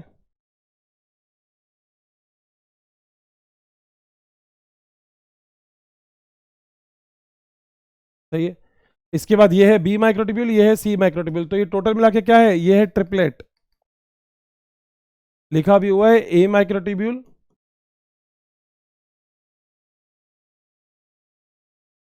बी माइक्रोट्यूब्यूल और सी माइक्रोट्यूब्यूल, सही है। सब किनारे पर है तो बोलते हैं पेरिफेरल, और ये कैसे? ट्रिपलेट है। बीच में दोस्तों कोई भी माइक्रोट्यूब्यूल नहीं है, तो किनारे पर कितने हैं? 9। बीच में कोई भी नहीं है, तो ये क्या है? 9+0, सही है। ये देखने से ऐसी लगती है जैसे बैलगाड़ी का पहिया हो, that's why this structure is called as a cartwheel structure. इसको कार्टव्हील स्ट्रक्चर बोलते हैं, ठीक है। बीच में सेंट्रल हब होता है जो किससे बना होता है? प्रोटीन से बना होता है। ए और सी को जोड़ने के लिए एक लिंकर प्रेजेंट होता है, जो लाइन दिख रही है जिससे हम बोलते हैं एसी लिंकर। बोलो क्या पॉइंट क्लियर है? जो प्रॉक्सिमल रीजन जो होता है सेंट्रल हब बीच में आपको देखने को मिलता है, यहाँ पे एक्स बॉडी और वाई बॉडी आपको देखने को मिलती है, इसे हम बोलते हैं वाई बॉडी, जबकि इसे हम बोलते हैं एक्स बॉडी। वैसे आपको एक्स और वाई बॉडी पढ़ने की जरूरत नहीं है क्योंकि एनसीईआरटी में है नहीं। बोलो बात सही है। 9+0 सीलिया और फ्लैजेला, नहीं 9+0 centriole, 9+2 cilia flagella, AC linker centriole, A B linker cilia flagella. बोलो बात सही है। Cartwheel structure centriole, membrane cilia flagella. इसमें सीलिया फ्लैजेला में मेम्ब्रेन होती है जबकि सेंट्रियोल में मेम्ब्रेन नहीं होती है। चलें आगे। बेटा अगली चीज है जिसका नाम है न्यूक्लियस। न्यूक्लियस अगर आप ध्यान से देखोगे तो न्यूक्लियस के अंदर बहुत सारी इंपॉर्टेंट चीज आपको दिख जाएगी। जैसे न्यूक्लियस अगर ए कैरियोटिक होगा जिसके अंदर न्यूक्लियस एब्सेंट होता है, मोनोकैरियोटिक होता है जिसके अंदर सिंगल न्यूक्लियस प्रेजेंट होता है, बाई कैरियोटिक होता है जिसके अंदर कितने न्यूक्लियस प्रेजेंट होते हैं? 2 न्यूक्लियस, मल्टी कैरियोटिक होता है जिसमें एक से ज्यादा न्यूक्लियस प्रेजेंट होता है, जैसे टेपिटम की सेल। पैरामीशियम में 2 न्यूक्लियस देखने को मिलते हैं। ए कैरियोटिक जिसमें न्यूक्लियस होता ही नहीं है। न्यूक्लियस की स्टडी को कैरियोलॉजी और न्यूक्लियस के डिवीजन को कैरियोकाइनेसिस कहते हैं। ये 2 बातें और याद रखना। प्लांट सेल में न्यूक्लियस वेल डिफाइंड प्रेजेंट होता है, एनिमल में भी, ठीक है। मगर मैच्योर सीव ट्यूब और मैच्योर आरबीसी इसके अंदर न्यूक्लियस क्या होता है? एब्सेंट होता है, लिखा हुआ है, ठीक है। न्यूक्लियस के डिवीजन को कैरियोकाइनेसिस बोलते हैं, सही बात है। न्यूक्लियस का डिवीजन क्या होगा? कैरियोकाइनेसिस होगा। अगला प्रोकैरियोटिक सेल में वेल डिफाइंड न्यूक्लियस जो होता है, वेल डिफाइंड न्यूक्लियस जो होता है वो एब्सेंट देखने को मिलता है, एब्सेंट। तो इसे हम क्या बोलते हैं, डायरेक्टर ऑफ द सेल बोलते हैं। न्यूक्लियस पूरी सेल के फंक्शन को कंट्रोल करता है। न्यूक्लियस की स्टडी को कैरियोलॉजी बोलते हैं। क्या बोलते हैं, कैरियोलॉजी। बताओ क्या पॉइंट क्लियर है यहां तक? 100%। ये न्यूक्लियस। अब जरा न्यूक्लियस के एक बार डायग्राम देख लेते हैं, डायग्राम से बहुत कुछ समझ में आ जाएगा। This is the diagram of nucleus. दोस्तों न्यूक्लियस में अगर देखा जाए तो जैसे जैसे मैं बोल रहा हूं वो सब चीजें याद रखना, बस हो गया। न्यूक्लियस का डायग्राम देखो, बाहर की तरफ आउटर न्यूक्लियर मेम्ब्रेन है, अंदर की तरफ इनर न्यूक्लियर मेम्ब्रेन है। दोनों न्यूक्लियर मेम्ब्रेन के बीच में पेरी न्यूक्लियर स्पेस है, जो लगभग लगभग होता है 10 से 50 नैनोमीटर का, लिखा हुआ है अपनी एनसीईआरटी में। बताओ क्या पहला पॉइंट क्लियर है? न्यूक्लियस की डिस्कवरी किसने की थी? आपको पता है, रॉबर्ट ब्राउन ने की थी। ठीक है, और किसमें से की थी? ऑर्किड, एक प्लांट था ऑर्किड, उसमें से की थी। डन है, चल सकते हैं आगे। अगर न्यूक्लियस को देखो तो न्यूक्लियस के अंदर न्यूक्लियोलस प्रेजेंट होता है, जो आरआरएनए और प्रोटीन से बना होता है। तो ये है न्यूक्लियोलस, जो किससे बना होता है? आरआरएनए, यानी कि राइबोसोमल आरएनए, और साथ साथ क्या देखने को मिलता है? प्रोटीन देखने को मिलता है। सही बात है। ये पेरीन्यूक्लियर स्पेस होता है 10 से 50, लिख दिया मैंने, नैनोमीटर का। ठीक है। न्यूक्लियस के अंदर एक जेनेटिक मटेरियल प्रेजेंट होता है जिसे हम बोलते हैं क्रोमेटिन। आपको ये वाली बात मेरे ख्याल से पता है कि जो डीएनए होता है ना, वो जब कंडेंस फॉर्म में आता है तो बनता है क्रोमेटिन। जब क्रोमेटिन कंडेंस फॉर्म में आता है तो बनता है क्रोमेटिड। जब क्रोमेटिड कंडेंस फॉर्म में आता है तो बनता है क्रोमोसोम। तो अगर कोई भी आपसे कहता है कि सबसे कंडेंस फॉर्म कौन सी होती है, तो आपका आंसर क्या है? क्रोमोसोम। ये कंडेंसेशन फॉर्म है। तो आप मेरे ख्याल से सबका नाम आपने सुना होगा, मगर याद रखना डीएनए जो होता है उसका पूरा नाम है डीऑक्सी राइबोस न्यूक्लिक एसिड। ये भी एसिडिक है तो ये सब भी एसिडिक ही है। डीएनए मान लो जब नॉर्मल फॉर्म में है तो ये तो हो गया डीएनए मान लो, जब ये ऐसा है तो ये है क्रोमेटिन, जब ये ऐसा है तो ये है क्रोमेटिड, और जब ये ऐसा है तो ये है क्रोमोसोम। तो अगर कोई आपसे कहता है ज्यादा कंडेंस फॉर्म कौन सी है, तो आंसर हमारे पास है ज्यादा कंडेंस फॉर्म। बोलो कौन सी है? That is a chromosome. और कम कंडेंस फॉर्म कौन सी है? तो that is called as a DNA. बताओ क्या पॉइंट क्लियर है? एनसीईआरटी लिखती है कि क्रोमेटिन को हमने स्टेन भी करवाया था। स्टेन का मतलब होता है कलर, और कलर का मतलब होता है स्टेन। और दोस्तों स्टेन्ड करवाया था जो, वो किया था फ्लेमिंग ने। और फ्लेमिंग ने जो स्टेन किया था ना, वो बेसिक डाई से किया था, क्योंकि ये खुद तो एसिडिक है, तो बेसिक डाई से स्टेन किया था। ठीक है। दो डाई वैसे अगर आप चाहो तो देख सकते हो, एसीटोकार्मिन और हिमेटोजाइलिन। ये दो डाई है हमारे पास, जिसमें एक है जिसे हम बोलते हैं एसीटोकार्मिन, और एक है जिसे हम बोलते हैं हिमेटोजाइलिन। एक और है जिसे हम बोलते हैं फलगन। तो ये तीन डाई है जिस डाई से स्टेन कर सकते हैं हम डीएनए को। सारी बेसिक डाई है। एनसीईआरटी ने बेसिक डाई लिखा है, मगर एनसीईआरटी ने लिखा नहीं कि वो डाई कौन सी है। तो दीज आर द डाइज। ठीक है। अब अगला चीज सुनो बेटा, क्रोमेटिन है तो थ्रेड लाइक स्ट्रक्चर ही होती है। जो एरिया ज्यादा थ्रेड होगा जिसपे, उसे हम बोलते हैं हेट्रोक्रोमेटिन, और जिस एरिया में कम थ्रेड होगा उसे बोलेंगे यूक्रोमेटिन। अब आप ये बताओ, आपको पता लग गया जहां मोर कलर और लेस कलर, तो ये तो मोर स्टेन होगा क्योंकि यहाँ पे ज्यादा मटेरियल है। ये लेस स्टेन होगा क्योंकि यहाँ पे कम मटेरियल है। बताओ क्या पॉइंट क्लियर है? 100%, कोई भी दिक्कत नहीं है। चल सकते हैं आगे, आगे चलते हैं। अगली चीज यहाँ पे आप देख सकते हैं, वो सबको लिख रखा है। बाहर की तरफ एंडोप्लाज्मिक रेटिकुलम दिख रहा है, जिसके ऊपर क्या लगे हुए हैं? राइबोसोम लगे हुए हैं। सही है। सो ये लिखा हुआ है राइबोसोम, और आप सभी लोगों को पता है राइबोसोम एग्जैक्टली क्या होता है? प्रोटीन की फैक्ट्री होती है। ये किसकी फैक्ट्री है? ये है प्रोटीन की फैक्ट्री। सही है। जहां पे ज्यादा जेनेटिक मटेरियल होगा उसे बोलेंगे हेट्रोक्रोमेटिन, मोर कंडेंस्ड होगा। जहां पे कम जेनेटिक मटेरियल होगा उसे बोलेंगे यूक्रोमेटिन, लेस कंडेंस्ड होगा। अब एक छोटी सी बात जो मेरे ख्याल से आप लोग सोच भी सकते हैं और समझ भी सकते हैं, मैं नॉर्मल बोलता हूं। पतंग उड़ाते हो तो पतंग उड़ाने में उलझा हुआ मांझा यूज में लेते हो, सुलझा हुआ? उलझा हुआ ना, या सुलझा? सुलझा हुआ।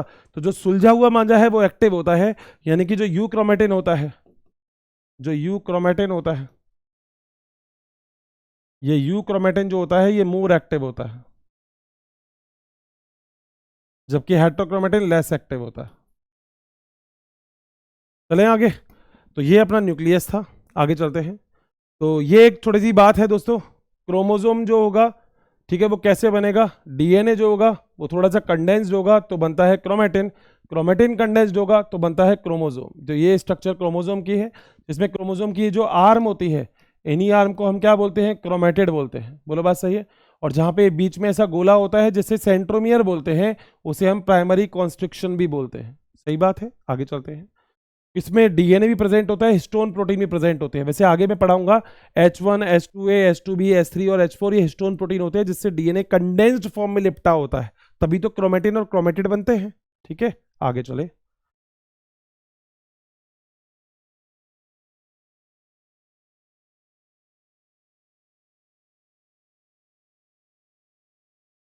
देखो अगली चीज, दोस्तों अगली चीज है यहाँ पे जिसका नाम है क्रोमोजोम। क्या है क्रोमोजोम? वैसे तो देखो क्रोमोजोम का डायग्राम आप लोग सबके सब बना सकते हो, मगर क्रोमोजोम के डायग्राम के अलावा मैं आपको ये एक छोटा सा डायग्राम क्रोमोजोम का दिखा देता हूँ कि क्रोमोजोम का डायग्राम एग्जैक्टली क्या होता है। आगे तो वैसे कभी काम आ ही जाएगा आपके, मगर थोड़ा सा देख लेंगे तो ज्यादा खास रहेगा। बट ये थोड़ा सा डायग्राम एक्स्ट्रा है, तो अगर आप करना चाहें तो कर सकते हैं, ऐसे कोई दिक्कत नहीं है। ठीक है दोस्तों, क्रोमोजोम में सबसे टेल पर एक चीज पाई जाती है जिसे हम बोलते हैं टीलोमियर। टीलोमियर में से की क्या खास बात होती है कि दो क्रोमोसोम को आपस में एक दूसरे से अलग अलग करने का काम कौन करता है? टीलोमियर। रिपल्शन करता है, तो क्रोमोसोम को अटैच नहीं होने देता है ये। ठीक है, क्रोमोसोम के बाहर एक प्रोटीन की लेयर प्रेजेंट होती है जिसे हम बोलते हैं पेलिकल। ठीक, क्रोमोसोम के अंदर यहाँ पे प्राइमरी कॉन्स्ट्रिक्शन होता है जिसे हम सेंट्रोमियर बोलते हैं। ये एक ह्यूमन बीइंग के क्रोमोसोम का डायग्राम है। वैसे तो नो डाउट आपने डायग्राम ऐसा बनाया देखा होगा क्रोमोसोम का, मगर अगर डिटेल स्टडी करते हैं तो ऐसा क्रोमोसोम का डायग्राम दिखता है। ठीक है, प्राइमरी कॉन्स्ट्रिक्शन क्या होता है? पेलिकल जहां पे पास पास आ जाती है ना, वो प्राइमरी कॉन्स्ट्रिक्शन। जैसे सड़क है, ये पास पास आ गई तो प्राइमरी कॉन्स्ट्रिक्शन है, ये दूर दूर चली गई। ठीक है, समझ में आ गई ना बात? अब सुनो, सेकेंडरी कॉन्स्ट्रिक्शन, जहां पे फिर प्राइमरी कॉन्स्ट्रिक्शन के अलावा जो भी कॉन्स्ट्रिक्शन है वो सेकेंडरी कॉन्स्ट्रिक्शन है। दो टाइप के होते हैं, सेकेंडरी कॉन्स्ट्रिक्शन फर्स्ट और सेकेंडरी कॉन्स्ट्रिक्शन सेकेंड। अब कौन कौन से क्रोमोसोम में सेकेंडरी कॉन्स्ट्रिक्शन सेकेंड मिलेगा? वो मिलेगा 1, 10, 13, 16 और वाई में। फर्स्ट किस में मिलेगा? 13, 14, 15, 21, 22। क्रोमोसोम के नंबर दिए होते हैं, तो हमारी बॉडी में भी क्रोमोसोम, हर एक क्रोमोसोम को नंबर दिया है। हमारी बॉडी में 25-26 नंबर का कोई क्रोमोसोम नहीं है, क्योंकि 23 क्रोमोसोम मदर से आते हैं, तो 23 क्रोमोसोम हमारे फादर से आते हैं। सही बात है, चलें आगे पक्का। तो क्रोमोसोम में नीचे एक लॉब लाइक स्ट्रक्चर होती है, जैसे सैटेलाइट बोलते हैं, नोब लाइक स्ट्रक्चर आपको देखने को मिलती है। इसी में ही दोस्तों, वो आपने सुना है कभी भी डीएनए फिंगरप्रिंटिंग? आप लोग तो पढ़ के आए होंगे सारे, तो डीएनए फिंगरप्रिंटिंग जो होती है ना, देखा है कुछ तो गड़बड़ है, देखा कुछ तो गड़बड़ है, वो यही है दोस्त, यहीं से ही उठाते हैं उसमें से कुछ। ठीक है, और यहाँ पे इस तरीके से स्ट्रक्चर होती है जैसे न्यूक्लियर ऑर्गेनाइजर रीजन, यानी कि एनओआर बोलते हैं। ठीक है, मगर अब एक चीज जरा ध्यान से सुन लेना, सेंट्रोमियर जो होता है ना, ये क्रोमोसोम की दोनों आर्म को जोड़ के रखता है। ठीक है, दोनों आर्म को जोड़ के रखता है ऐसे, दोनों आर्म को। ये बीच वाला जो होता है इसे हम सेंट्रोमियर बोलते हैं। क्या बोलते हैं? सेंट्रोमियर। ये क्रोमोसोम का डायग्राम है। ठीक, यहाँ पे एग्जैक्टली क्या होता है? ये होता है क्रोमोसोम, और ये जो ग्रीन कलर से दिखा रहा हूं ये है डीएनए। तो क्रोमोसोम के अंदर डीएनए प्रेजेंट होता है, सही बात। तो सेंट्रोमियर की पोजीशन के बेस पे, on the basis of centromere position,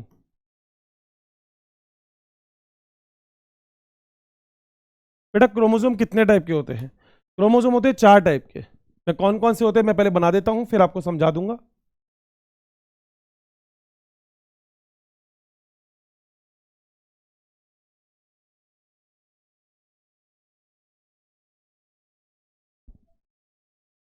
देख लो भैया, डायग्राम भी बना दिए और चीजें भी समझ में आ जाएंगी अब तो। देखो, अगर तो सेंट्रोमियर बिल्कुल मिड में है तो इसे बोलते हैं मेटासेंट्रिक। अगर सेंट्रोमियर थोड़ा सा ऊपर है तो इसे बोलते हैं सब मेटासेंट्रिक। अगर सेंट्रोमियर और कोने पे है तो इसे बोलते हैं एक्रोसेंट्रिक। और सेंट्रोमियर बिल्कुल कोने पे है तो इसे बोलते हैं टीलोसेंट्रिक। बोलो क्या एक पॉइंट क्लियर है? अगला पॉइंट दोस्तों, ये वाला जो सेंट्रोमियर हो, ये वाला जो क्रोमोसोम है, इसे बोलते हैं वी शेप, क्योंकि अगर आप ऐसे करके डायग्राम बनाओगे तो देखो वी बनेगा। ये होता है एल, ये होता है जे, और ये तो आई बनी रहा है तो ये होता है आई शेप। बोलो बात सही है? हमारी बॉडी में टीलोसेंट्रिक नहीं होता। न्यूरोस्पोरा एक ऑर्गेनिज्म होते हैं जिसमें सारे टीलोसेंट्रिक होते हैं, मगर ह्यूमन बीइंग के अंदर टीलोसेंट्रिक नाम का क्रोमोसोम होता ही नहीं है। सही बात। अगली चीज बेटा, सेंट्रोमियर पे अपनी एनसीईआरटी बोलती है कि डिस्क लाइक स्ट्रक्चर और आपको देखने को मिलती है, एक डिस्क लाइक स्ट्रक्चर देखने को मिलती है ऐसे, डिस्क लाइक। और इस ये स्ट्रक्चर प्रोटीन से बनी होती है, इसे हम बोलते हैं काइनेटोकोर। ये काइनेटोकोर जो स्ट्रक्चर होती है ना, ये बाद में जाके उससे जुड़ती है, स्पिंडल फाइबर से जुड़ने का काम करती है। ठीक है, तो this is the actually the chromosome. सही बात है, पक्का, कोई भी दिक्कत? याद रखना, ह्यूमन बींग में टीलोसेंट्रिक नहीं मिलेगा। टीलोसेंट्रिक ह्यूमन बींग में एब्सेंट होता है। जब सेंट्रोमियर बीचों बीच है तो मेटासेंट्रिक, सेंट्रोमियर और ऊपर सब मेटासेंट्रिक, सेंट्रोमियर और ऊपर एक्रोसेंट्रिक, सेंट्रोमियर बिल्कुल यहाँ पे टेल पर तो टीलोसेंट्रिक। सही बात। अगली चीज बेटा, यहाँ पे अगर आप देख रहे हो ना दोस्त, तो एक तो शॉर्ट आर्म दिख रही होगी, एक लॉन्ग आर्म। तो शॉर्ट आर्म को पी आर्म बोलते हैं और लॉन्ग आर्म को क्यू आर्म बोलते हैं। ये वाला क्वेश्चन नीट के एग्जाम में आया था, नीट के एग्जाम में। अब देखो, इसके अंदर भी कोई शॉर्ट आर्म और लॉन्ग आर्म नहीं हो सकती, क्योंकि मेटासेंट्रिक में सेंट्रोमियर बीच में होगा, सब मेटासेंट्रिक में सेंट्रोमियर बीच से थोड़ा किनारे पर होगा, तो एक शॉर्ट आर्म एक लॉन्ग आर्म हो गई। यहां पे भी और किनारे पर होगा, तो एक शॉर्ट एक लॉन्ग हो गई। तो देखो, मगर यहां पर भी कोई शॉर्ट और लॉन्ग नहीं होती, वहां पे भी कोई शॉर्ट लॉन्ग नहीं है। शॉर्ट लॉन्ग केवल इन दोनों में ही मिलेगी। बहुत क्या पता अगला क्वेश्चन यही बन जाए भाई, कुछ नहीं कह सकते। बोलो क्या पॉइंट क्लियर है? अगली चीज दोस्तों, अगला एक और टॉपिक है जिसका नाम है साइटोस्केलेटन। और आप लोग सब जानते हो साइटोस्केलेटन क्या होता है। 3 पार्ट होते हैं दोस्तों इसके। इसमें एक होता है जिसे हम बोलते हैं माइक्रोट्यूब्यूल, एक होता है जिसे हम बोलते हैं माइक्रोफिलामेंट, और एक और होता है जिसे हम बोलते हैं इंटरमीडिएट फिलामेंट।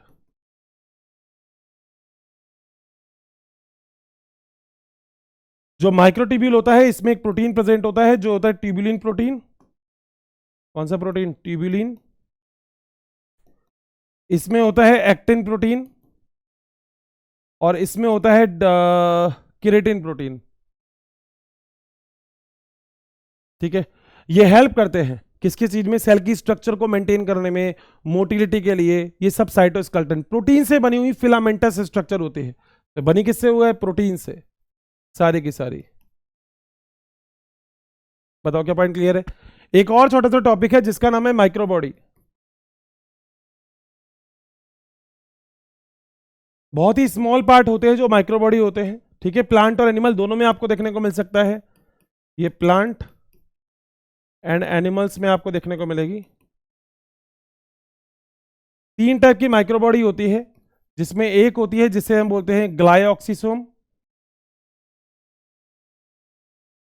एक होती है जिसे हम बोलते हैं स्फीरोसोम, और एक होती है जिसे हम बोलते हैं परऑक्सिसोम। दोस्तों, जो इसे स्फीरोसोम है ना, this is also called as a plant lysosome. छोटा क्वेश्चन बन सकता है। ठीक है, ये जो ग्लाइऑक्सिसोम है, ये केवल प्लांट में होगी, ये भी केवल प्लांट में होगी, मगर ये प्लांट एंड एनिमल दोनों में प्रेजेंट होगी। ठीक है, आप आगे एक चीज पढ़ेंगे, फोटो रेस्पिरेशन, जिसमें हेल्प करती है। बताओ क्या पॉइंट क्लियर है क्या? सारे के सारे 100%। This is actually the complete chapter, और मेरे ख्याल से लगभग यहां तक तो आप लोगों को समझ में आ ही गया होगा। हमने जितने भी पॉइंट अभी तक डिस्कस किए, मेरे ख्याल से सारे लोगों को बिल्कुल अच्छे से क्लियर होंगे। मतलब मैं इतना मानता हूं कि लगभग जितने भी पॉइंट हम लोगों ने देखे हैं, चाहे वो सेल से रिलेटेड या यहां तक के, लगभग सारी चीजें आपको बिल्कुल अच्छे से क्लियर होगी। पक्की बात है। मतलब एग्जैक्टली शुरू से लेकर एंड तक भी अगर हम देखें तो ऐसा कुछ भी नहीं है जो आपके दिमाग में नहीं आया हो। मगर एक बात याद रखना दोस्त, इस पूरे के पूरे माइंड मैप का दोस्त मजा तभी है जब आपने एक बार लेक्चर कभी ना कभी पढ़ा जरूर होगा। तो लगा, ऐसे बच्चों को लग सकता है हर्षित सर यार बहुत तेज स्पीड है। बेटा स्पीड की बात नहीं है, ये तो आपको ही पता है कि this is actually the revision, क्योंकि इस चैप्टर में ही अपन को 10-12 लेक्चर लग जाते हैं। तो आप खुद सोचो, 8-10 लेक्चर जिसमें लग रहे हैं, अगर अपन ने उसको 1 घंटे 15 मिनट 20 मिनट 25 मिनट में कंप्लीट कर लिया तो that is well and good. तो मैं आशा करता हूं कि मस्त रहा होगा, स्वस्थ रहा होगा, मजा आ गया होगा। तो थैंक यू सो मच, बहुत सारा प्यार आप लोगों को। तो जाते जाते एक शेर जो मैंने आपको ओरिएंटेशन में बोला था, कहूं तो एक बार शेर बोल दिया जाए या दूसरा? चलो एक दूसरा शेर। दोस्तों, अर्ज किया है कि रंग भरने वाले तस्वीर बदल देते हैं, रंग भरने वाले तस्वीर बदल देते हैं, कमानों से निकला हुआ तीर बदल देते हैं, कि तुमसे तो पोछे भी नहीं गए हमारे आंसू, नहीं तो बदलने वाले तो तकदीर बदल देते हैं। तो thank you so much, have a nice day, bye bye, take care, love you all. मिलते हैं अगले लेक्चर में और धमाकेदार शानदार तरीके से पढ़ेंगे एक और प्यारा सा lecture. Thank you so much, have a nice day.